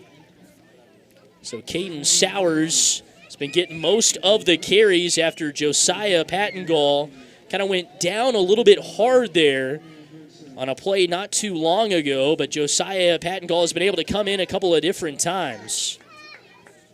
5:18 left here in the fourth quarter of play. Clock starting again. 2nd and 7. Brady Gehring out of the shotgun. Pattengall on his left hip. Willoughby, the far receiver, sends Sowers in motion right to left across the line. Takes the snap, hands it off to Josiah up the middle across the 40. Still on his feet to the 35, carrying defenders with him all the way near the sticks. It's a pickup of about 6. Needed 7 to get the first down, but forces 3rd and 1 with 4:53 to go here in the fourth quarter of play. And the clock stopped there for a second, but now it's going again. And they say 3rd and about 2, so just a 5-yard gain for Josiah, but it was a big one at that. The last 3 yards of it carrying half the secondary with him. Brady Gehring out of the shotgun. Josiah on his left hip. Caden Sowers directly behind him at the 40-yard line. Gage Willoughby, the receiver, out to the far side of the field. Brady takes the snap, hands it off, left side, breaking to the outside. Caden Sowers at 30, 25 to the 20, breaks a defender, 15, 10, 5, struts his way to the end zone for the touchdown from 33 yards out. And the Red Devils put up 6 more and lead 32-22 with 4:17 to go in the fourth quarter. A 33-yard score for Caden Sowers. His second rushing touchdown of the season, And I would have said put it on ice, but St. Francis, they love the big play. You never know. 4:17 to go in the fourth quarter. Red Devils going for the 2-point conversion to make it a 12-point game. Gehring out of the shotgun. Josiah on his right hip. Brady takes the snap, dropping back to pass, fires, and it'll be batted down. Yes, batted down for an incompletion. But the Red Devils extend the lead back out to 10 with 4:17 to go in the fourth quarter. A big 33-yard score from Caden Sowers. This is Red Devil football. Are you ready to take the next step in your career? My name is Aaron Betts, and I work at Western Plains Energy in Oakland, Kansas. We're looking for motivated individuals who are ready to work hard, grow professionally, and be part of a team that values integrity, reliability, and respect. Whether you're experienced or just starting out, we have opportunities available in our maintenance, operations, and materials departments. We offer competitive pay, great benefits, and a supportive work environment. Apply today and join a workplace where your contributions truly matter. Stop by our office or visit WPELLC.com to learn more. That's Western Plains Energy, where your future begins.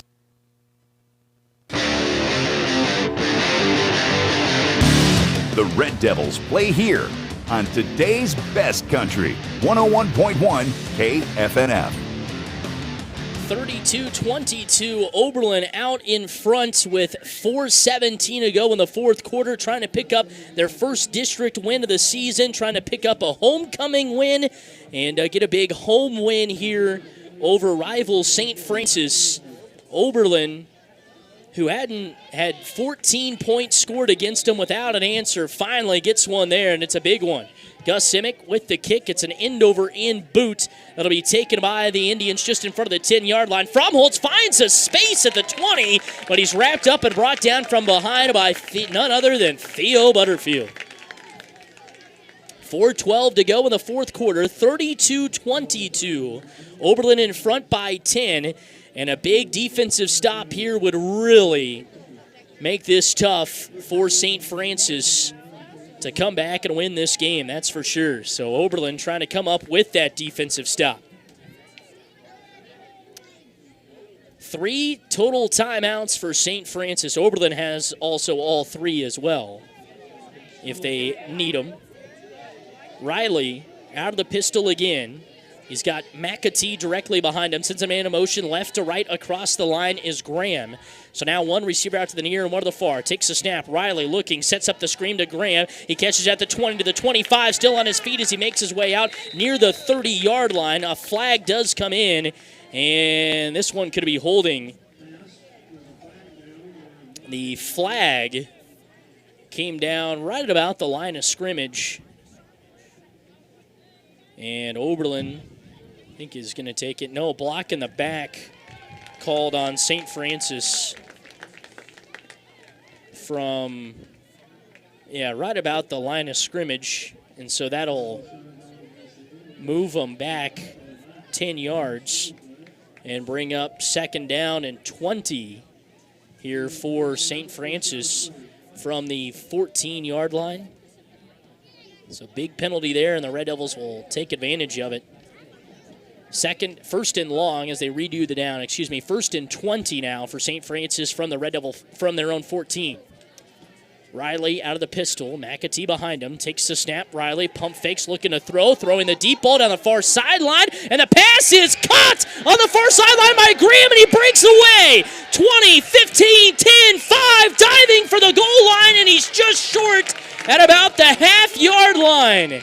They needed a big play, hadn't got one all night, and they finally do on the goal ball on the far side of the field to Ethan Graham. My goodness, couldn't have drawn that one up any better. Excuse me, that's Fromholtz again. And now St. Francis going quick here, looking to score to cut this lead back down. It's a 10-point game. They can make it a 2-point game. Riley, the QB sneak, up the middle. Second effort. Did he get in? Yes, he did for the touchdown. My goodness. A big play right there for St. Francis of 66 yards sets up the 1-yard score for Lucas Riley. Dayton Fromholtz, the one reeling it in. Brady Gehring was in coverage on that far side of the field, and it looked like he had him. Broke down, but Fromholtz escaped and took it all the way to the goal line and was wrapped up and brought down by Christian Smith-Titus on a great rundown.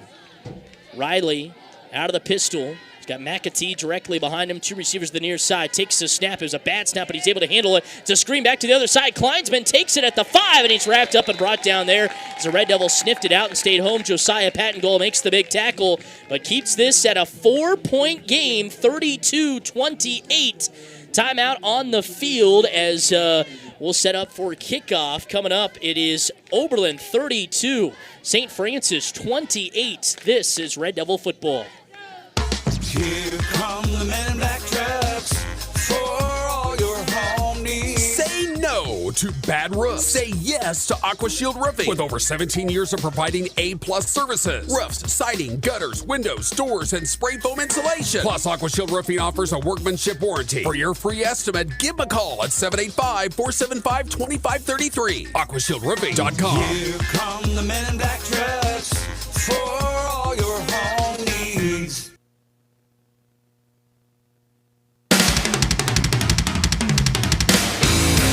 Red Devil Athletics on today's best country, 101.1 KFNF. So a 4-point lead for Oberlin, 32-28, 3:33 left in the fourth quarter. The Red Devils have to just, you can't fumble the ball, can't turn it over. And we'll see if St. Francis is going to line up and kick the onside kick here, as Lucas Riley is not in there to kick. Instead, it'll be Dylan Keller that is going to kick the ball off. Oberlin is set up in an onside defense. 3:33 to go, and St. Francis has all 3 of their timeouts, but they're going to try an onside right up the middle. It bounces. Caden Sowers is able to grab it up and bring it down. It went the 10 yards it needed to, but Caden Sowers slides in and had about every body on him as he gets up, and his shoulder pads are awry. 3:31 to go in the fourth quarter of play. Oberlin with the football, 1st down and 10 from just across the 35 at about the 36. St. Francis with all 3 timeouts. And we know, and everybody else knows, where Oberlin is going to go here. Put that ball in the belly of Josiah Pattengall or somebody. Gearing out of the shotgun. Pattengall on his right hip, sends a man in motion right to left across the line, takes the snap, hands it off to Joe, breaks to the outside, got some room at the 35 to the 40, still on his feet to the 35, 30, 25, 20, 15, 10, 5, see you later! Josiah Pattengall with the touchdown! My goodness, another big play in a game of big plays!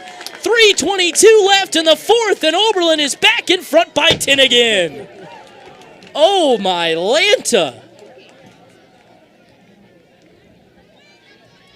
44 yards for Josiah Pattengall, who's now got 123 on the ground and a big score with 3:22 to go.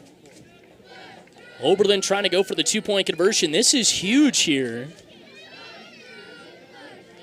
Heavy set package in for, no, it's just gearing out of the shotgun. Butterfield on his left hip takes the snap, hands it off to Sowers, and the ball is fumbled. And luckily, Caden gets back on top of it, because if St. Francis returns that, it is 2 points. But instead, Sowers able to get on top of it. Two-point conversion, no good. But Oberlin, with a 44-yard score from Josiah Pattengall, extends the lead back out to 10. This is Red Devil football. A lot goes into taking care of your property. You need equipment with more reliability and versatility built in, like Kubota BX and L Series compact tractors that get the job done right, or the Z Series mowers that deliver a quality cut, and Sidekick utility vehicles where durability meets speed. Visit your Colby Ag Center for a demo today. Colby Ag Center, your local Cub Cadet dealer at 305 East Horton.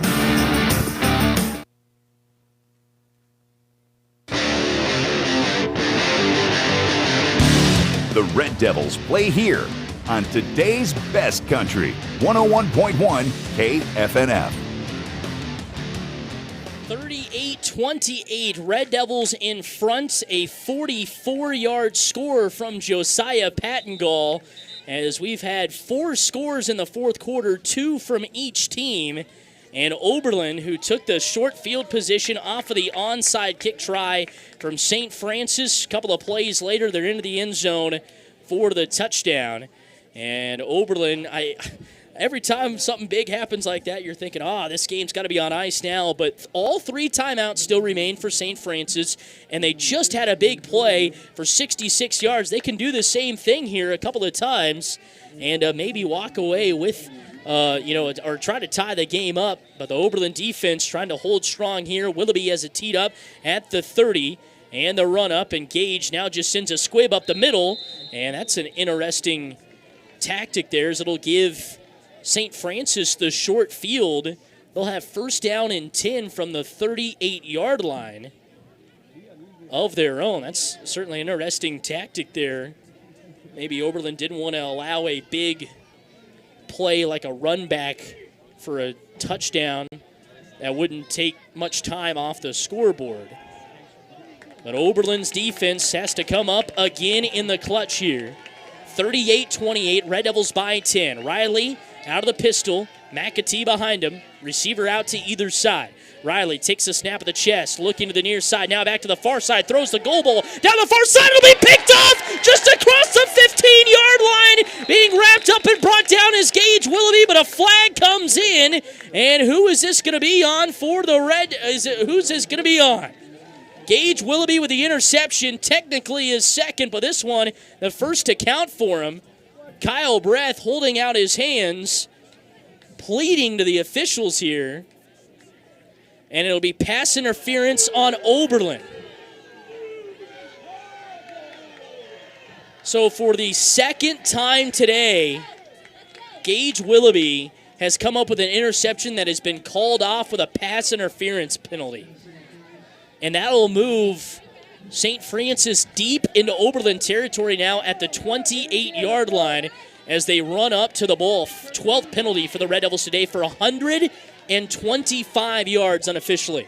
3:12 to go. First down and 10 for St. Francis from the Oberlin 29. Riley takes the snap. Pump fakes. He wants the go ball down the near sideline this time. Hand fighting. Graham with one hand. And a flag comes out of the last second as well as the pass was overthrown. We have a flag from the near side, one from the far side.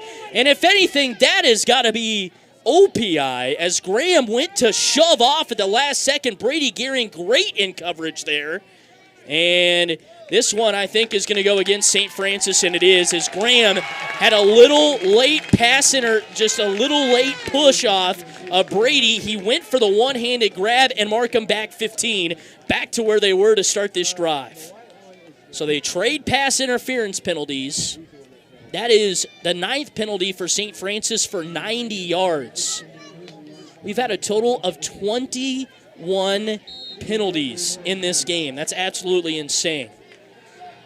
So first down and a country mile now for St. Francis. The sticks sit at about the 19-yard line. 3:07 to go. That's the 19 of Oberlin. And St. Francis has the ball at their own 37, first and 20 out of the shotgun. Here is Riley, takes the snap, looking, throws it out into the flat, pass caught by Graham. He'll be wrapped up and brought down across the 40 to about the 35. Ethan Graham with a nice little short catch and reception there to set up. And Riley going quickly just to pick up a 5, takes the snap, dropping back to pass, steps up in the pocket. Now he's going to want to take off and run. Cuts back, still on his feet to the 30 before he'll finally be wrapped up and brought down across the 35 as he gets it back to the original marker. And so it'll bring up third down here as Riley picks up 4 there on the ground. Going quickly again, takes the snap. Riley rolling out to the near side, throws it out. Pass is caught just at about the 20-yard line. Yes, they say Fromholtz gets both of his hands underneath it, and that might have picked up a first down here. It is going to be oh so close with 2:15 left in the fourth quarter as Riley hits Fromholtz. And they're going to call an official measurement out here. At first glance, it looks like he got it. But they're going to call the chains all the way from one side of the field to the other to mark this thing out. So they set the sticks down here. Now they're trying to get it all stretched out. And, yeah, he got the first down. Just barely. If they get it stretched out, the chain is now wrapped up, I think, and now, yeah, he got the first down. Yes, he did, just barely by the nose of the football, maybe about half the length of the football. So needed 9, they pick up 9. Lucas Riley, 13 of 24 for 175. Dayton Fromholtz, 8 catches, 144 yards. 66 of his yards coming on that touchdown. Same for Riley, 66 of the 175 coming on one play. 38-28, 2:15 left, first down and 10 for St. Francis from the Oberlin 18-yard line. Riley out of the pistol. One receiver to the near side and one to the far. Takes the snap. Riley pump fakes, looking, throws it, pass, caught, no, in and out of the hands of Graham. Man, he has had some big drops down the stretch here in this second half. And it'll bring up second down and 12. St. Francis still with all 3 timeouts left. They'd love to score pretty quickly here with those 3 timeouts. Still in their pocket. Don't want to use any of them. But this is kind of their game. Hurry up offense. Throw the ball around the yard. And so it's kind of playing to their favor late in this fourth quarter. Riley out of the shotgun. One receiver to the near side. One to the far. McAtee, the running back behind him, takes the snap. Dropping back to pass. Riley looking, throws out of the flat. Pass caught by Graham, and he spins his way inside the 15 and brings up third and short here with 2 minutes and counting to go. Nice little short completion there of 5 yards to Ethan Graham on the far side of the field. St. Francis quickly to the line. Riley out of the pistol again. Takes the snap. Dropping back to pass. Rolling out to the near side. Throws. Pass caught right back at the line of scrimmage. Ethan Graham. No, he dropped it again. In coverage along with him was Josiah Pattengall. Might have stuck a hand in there. and forces 4th down and 5. This could be the ball game here, folks, as St. Francis still with all 3 timeouts, but with 1:42 left, the clock is not in their favor anymore like it has been most of these kind of final drives. And Riley is going to attempt a field goal. This will be a 30-yard field goal for Lucas Riley here with 1:42 to go in the 4th quarter. It's an interesting decision. Here's the snap, ball down, kick is up, and it is good, is what it looked like from the side here, but we do have a false start that is called on St. Francis, and so that'll move him back. During warm-ups today, noticed that St. Francis was trying PATs kicking-wise and field goals, and Lucas Riley, that was about his longest, was 30 to 35 yards, but he's trying it again here, and this time the holder is at the 25, so this will be a 35-yard field goal from the left hash. Graham takes a snap, puts it down, ball is up on the way, and it is no good! Wide left! And Oberlin, probably the only field goal attempt they'll see all year, comes up, doesn't go off sides. They do a great job, and they'll have it 1st down and 10, up by 10 with 1:36 to go. A field goal there would have made it 38-31, so then you have the 3 timeouts, maybe get a stopper, get the onside kick. All you got to do is go down and score and win the game, is the thought process there. So Oberlin will have the ball 1st down and 10 from the 15-yard line with 1:36 to go in the 4th quarter of play. Interesting tactic there.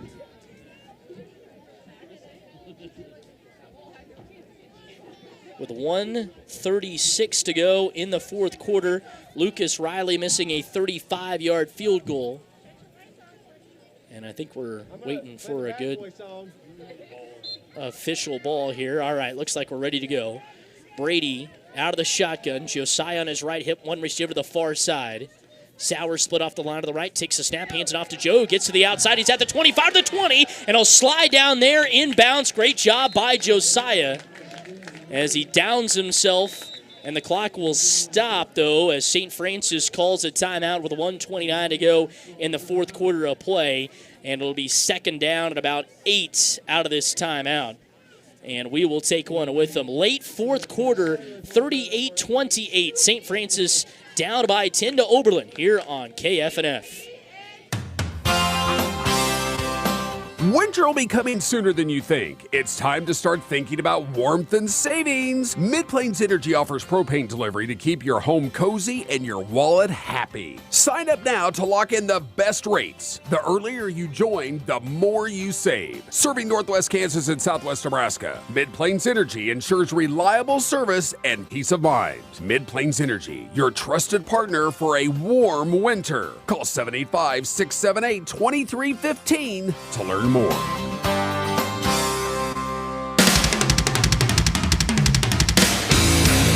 Red Devil Athletics on today's best country, 101.1 KFNF. Welcome back here from Smick Memorial Field. Red Devils in front 38-28 out of a St. Francis timeout. They're down to just 2 left in the game. Gearing out of the shotgun. Takes the snap, hands it off to Josiah up the middle, breaks a tackle, lowers his shoulder, and picks up the 1st down.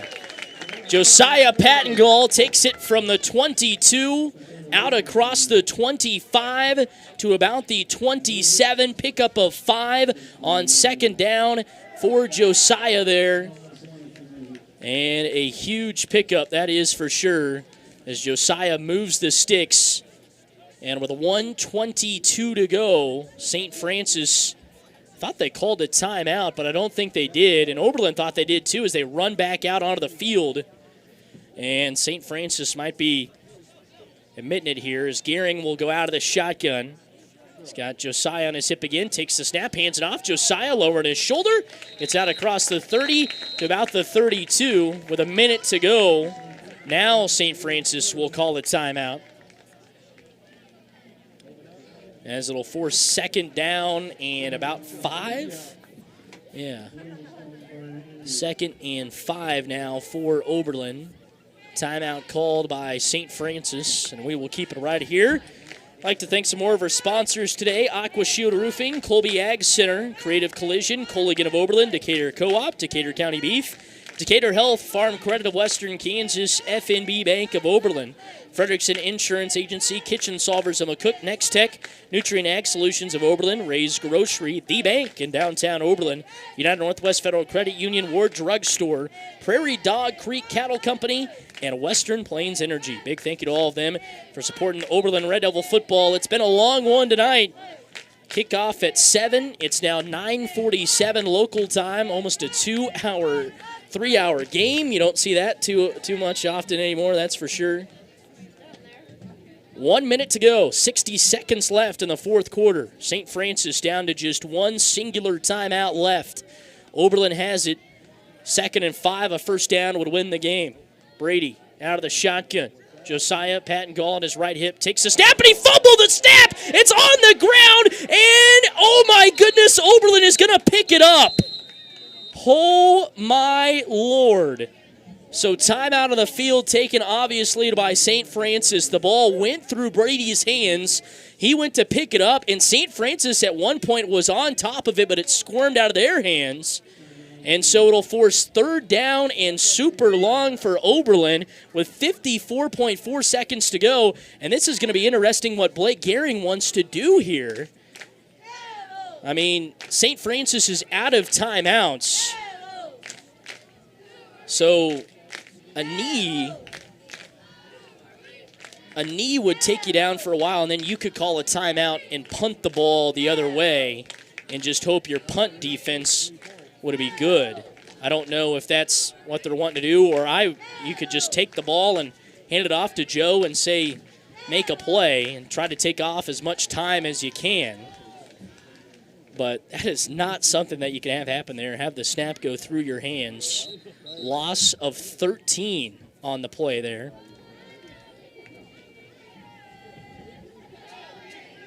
So Gehring taking the slow walk out from getting the play from head coach Gehring. 54.4 seconds to go. Interesting to see the strategy here from Oberlin, as St. Francis is clean out of timeouts. They cannot stop the clock anymore.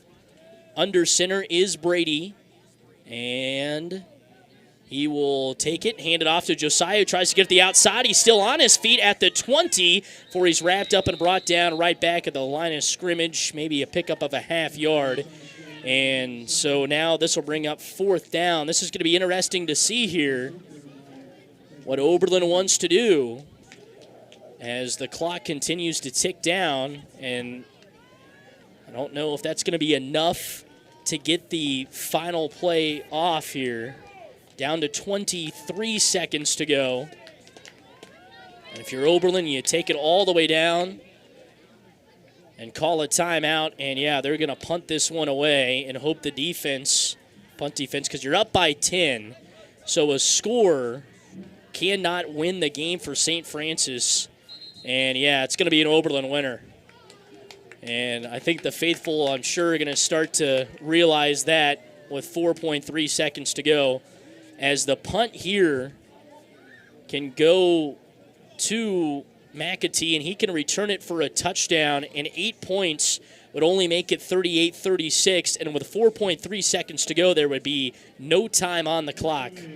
And so Oberlin, no matter what, I think can get the win here.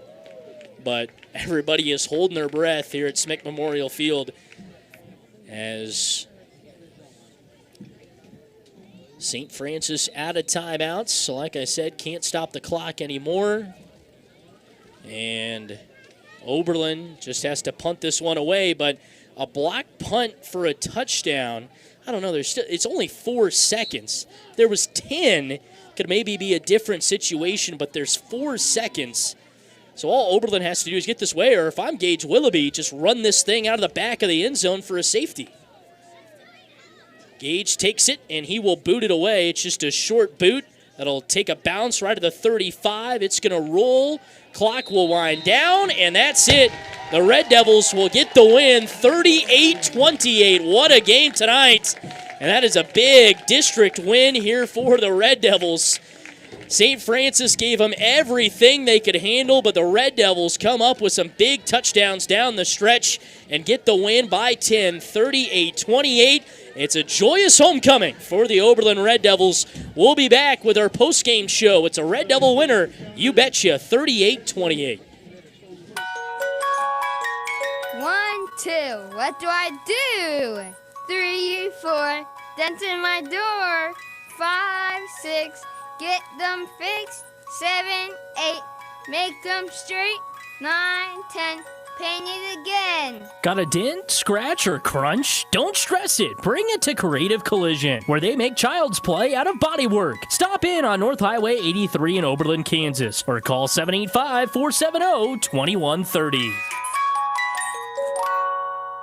Today on Hey Culligan, reverse to reduce. Here's Bob. Hey, Culligan, I love fresh water, but I got plastic bottles coming out. Whoa, Bob, you are not kidding about the bottles. But did you know Culligan's reverse osmosis and always-on drinking water systems provide fresh, clean, delicious drinking water and help reduce the equivalent of over 15 billion plastic bottles from landfills worldwide? Holy, fresh, environmentally friendly drinking water. Am I right? Right, Bob. And we're already on the way. Call Matt Osmeyer at 785-475-2471. Your local dealer for Rollins, Decatur, and Norton counties. Decatur County Beef in Oberlin, Kansas wants to do business with the local farmers. They need high moisture corn, silage, and hay now, and dry corn now through October. Decatur County Beef offers very competitive prices, always looking for good help. Give Decatur County Beef a call. We'll be glad you did. That's Decatur County Beef, just north of Oberlin on Highway 83.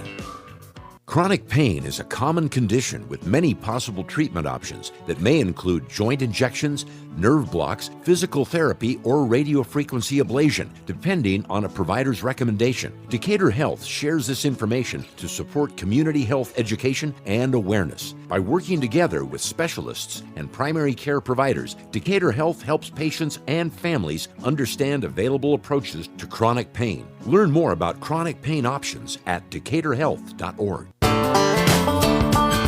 Farm Credit of Western Kansas is synonymous with giving back to the community and its members.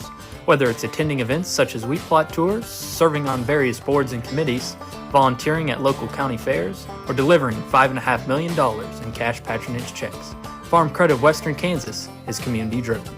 Stop in at 1190 South Range in Colby or one of our convenient outpost offices.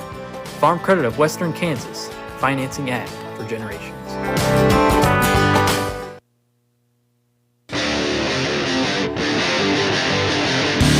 The Red Devils play here on today's best country, 101.1 KFNF.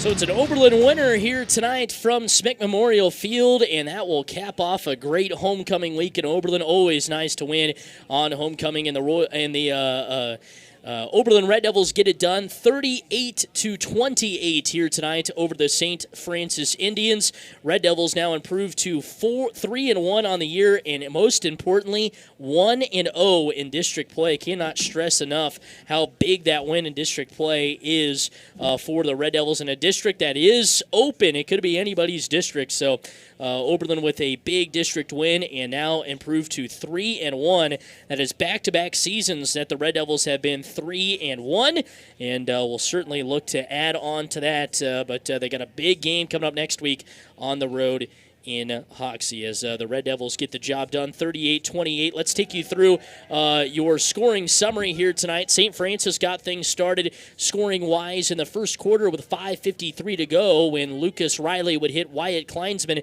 for a 6-yard touchdown pass. A 2-point conversion pass from Riley to Kleinsman would also be good, and it would be 8-0 St. Francis. Then Oberlin would score just a little over a minute later with 4:44 to go when Brady Gehring would hit Gage Willoughby for a 76-yard touchdown pass. The 2-point conversion run would be no good, and Oberlin would be down by 2 at 8-6. Then with 11:15 to go in the second quarter, Oberlin would get on the board again on a Brady Gehring to Caden Sowers, 25-yard touchdown pass, I should say, for Oberlin to take the lead 12-8. Then Brady Gehring would link up with Gage Willoughby again, this time from 43 yards out on a touchdown pass with 3:58 to go before halftime, and Oberlin would take an 18-8 lead.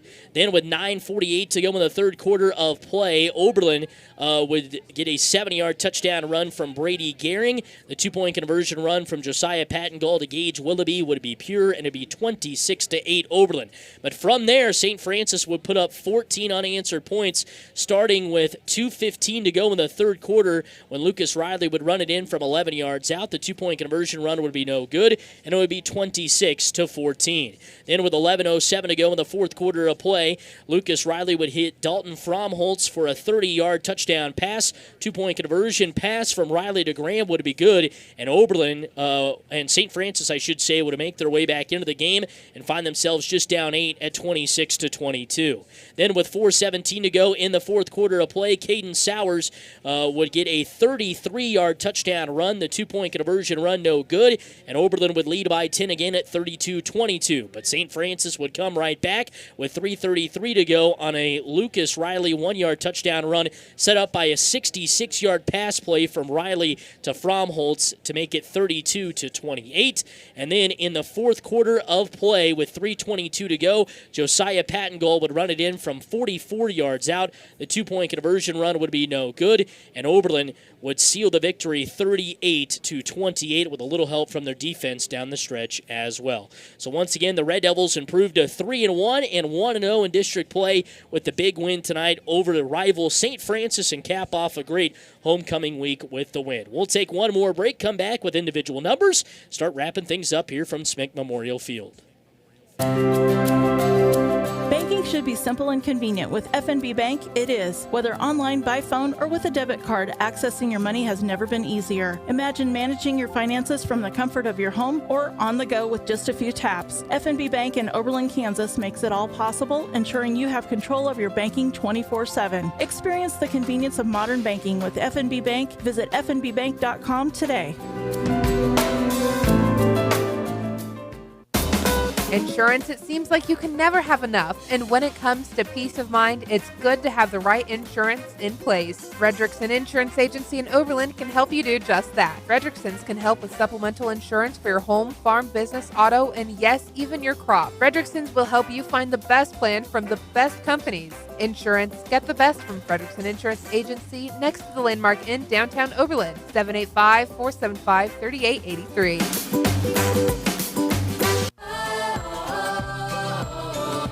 Transforming your kitchen is a big step. Where do you start? Step into the beautiful showroom at Kitchen Solvers on East B Street in McCook, and they will expertly guide you toward the cabinets, countertops, tile, and flooring that are a reflection of you. Full kitchen remodel or simple upgrade, they can help. Just need material? They'll get it ordered. Need help with install? They can do it. Reach out to Kitchen Solvers, and they can get you back into a working kitchen in 5 days. Kitchen Solvers, find what inspires you.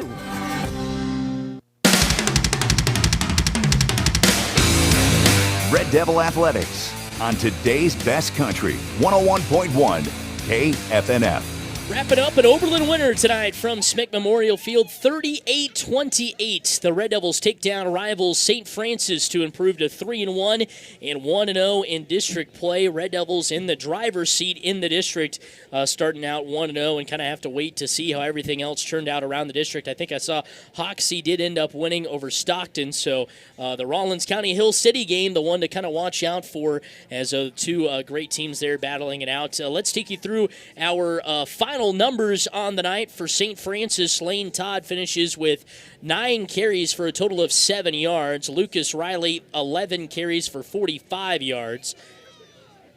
Tice McAtee, with a total of 2 carries for 0 yards. And then, like I mentioned, Dylan Keller one of the linemen had a fall on a fumble, so he had 1 carry for -8 yards. Passing-wise, Lucas Riley tonight, 14 of 27 for 180 yards. Receiving-wise, Ethan Graham, 5 catches for 30 yards. Dayton Fromholtz, 8 catches for 144 yards. Wyatt Kleinsman, 1 catch for 6 yards on the night as well.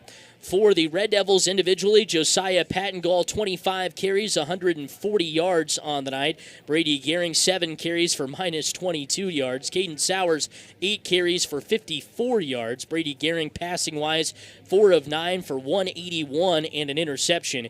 Josiah Pattengall also had a pass today, 0 for 1 passing for him. Gage Willoughby, receiving-wise, 2 catches for 119 yards. Caden Sowers, 2 catches for 62 yards on the night. Team-wise, Oberlin, 172 yards on the ground, 181 through the air for a total of 353. That is, as I look here, that is 3 games in a row that the Red Devils have been over 300 yards in total offense. The Red Devils did have the 1 penalty, the 1 turnover, I should say, but in the night with 12 penalties for 125 yards on the night. Man, that is something you don't hear a lot of, that is for sure. As for St. Francis, team-wise, 44 yards on the ground, 180 through the air for a total of 224. They finished with 3 turnovers, all fumbles. They have 9 penalties for 9 yards. So between each team, 21 penalties tonight for 215 yards. Certainly something I've never seen and you don't see a lot of, that is for sure. So once again, Oberlin getting the job done, 38-28. They improved to 3-1 with the win and 1-0 in district play. Let's give you some final scores from around the state really quick. Hayes High takes down Garden City 48-20. Other scores, Hill City, here we go. Finally see this score. Hill City takes down Rawlins County 58-20. So if you're counting up the wins and the losses, that means Hill City, Stockton, and St. Francis all 0-1. Oberlin, Hill City, and Hoxie all 1-0 in the district. So a big win there for the Ringnecks. Also, finals from around the state. Flint Hills takes down Northern Heights 58-14. Other scores there. Lincoln takes down Washington County 56-6. That was final at the end of the third quarter. Other scores, Hugoton all over Colby 63-18. Oakley beat Syracuse 21-12. Madison over Yates Center 46-0. Hoxie beat Stockton 60-14 in that contest. Phillipsburg over Beloit 40-28. And Argonia Attica over Norwich 30-6. Great Bend 75, Wichita North 8. How about that score? That's 11-man too. Linden over Chase County 68-18. Quinter over Ness City 34-18. And looks like that is all the scores I can pass along to you here at the moment. So for all the scores from around the state, 6A all the way down to 6-man, you can listen to our scoreboard show from the Kansas Radio Networks coming up here. Once we sign off, we'll jump right into that pretty soon anyway, right after we sign off. But the Red Devils get the win 38-28 and are now 1-0 in district play. And we'll try to go 2-0 coming up next week when they travel south to take on the Hoxie Indians. Going to be a big game there in Hoxie. We'll have Red Devil Game Day starting at 6 o'clock with kickoff at 7 between the Indians and the Red Devils. Again, this time it's Hoxie and Oberlin. So that'll wrap things up here tonight from Oberlin. Red Devils get the win 38-28 over the St. Francis Indians. Start 1-0 in district play. Get a big win on homecoming tonight. And are in the driver's seat in district play. That is for sure in a wide open district this year for Oberlin. So once again, the Red Devils get the win 38-28. You have to give a big shout out and a big thanks to my dad tonight. He was running the camera, Sean Knoll. A big thank you to him for running the camera for me tonight and giving you all the views here from Oberlin on the YouTube side of things. But that'll do it for me. I'm Sam Knoll signing off, saying so long and good night from Oberlin with a Red Devil winner, 38-28.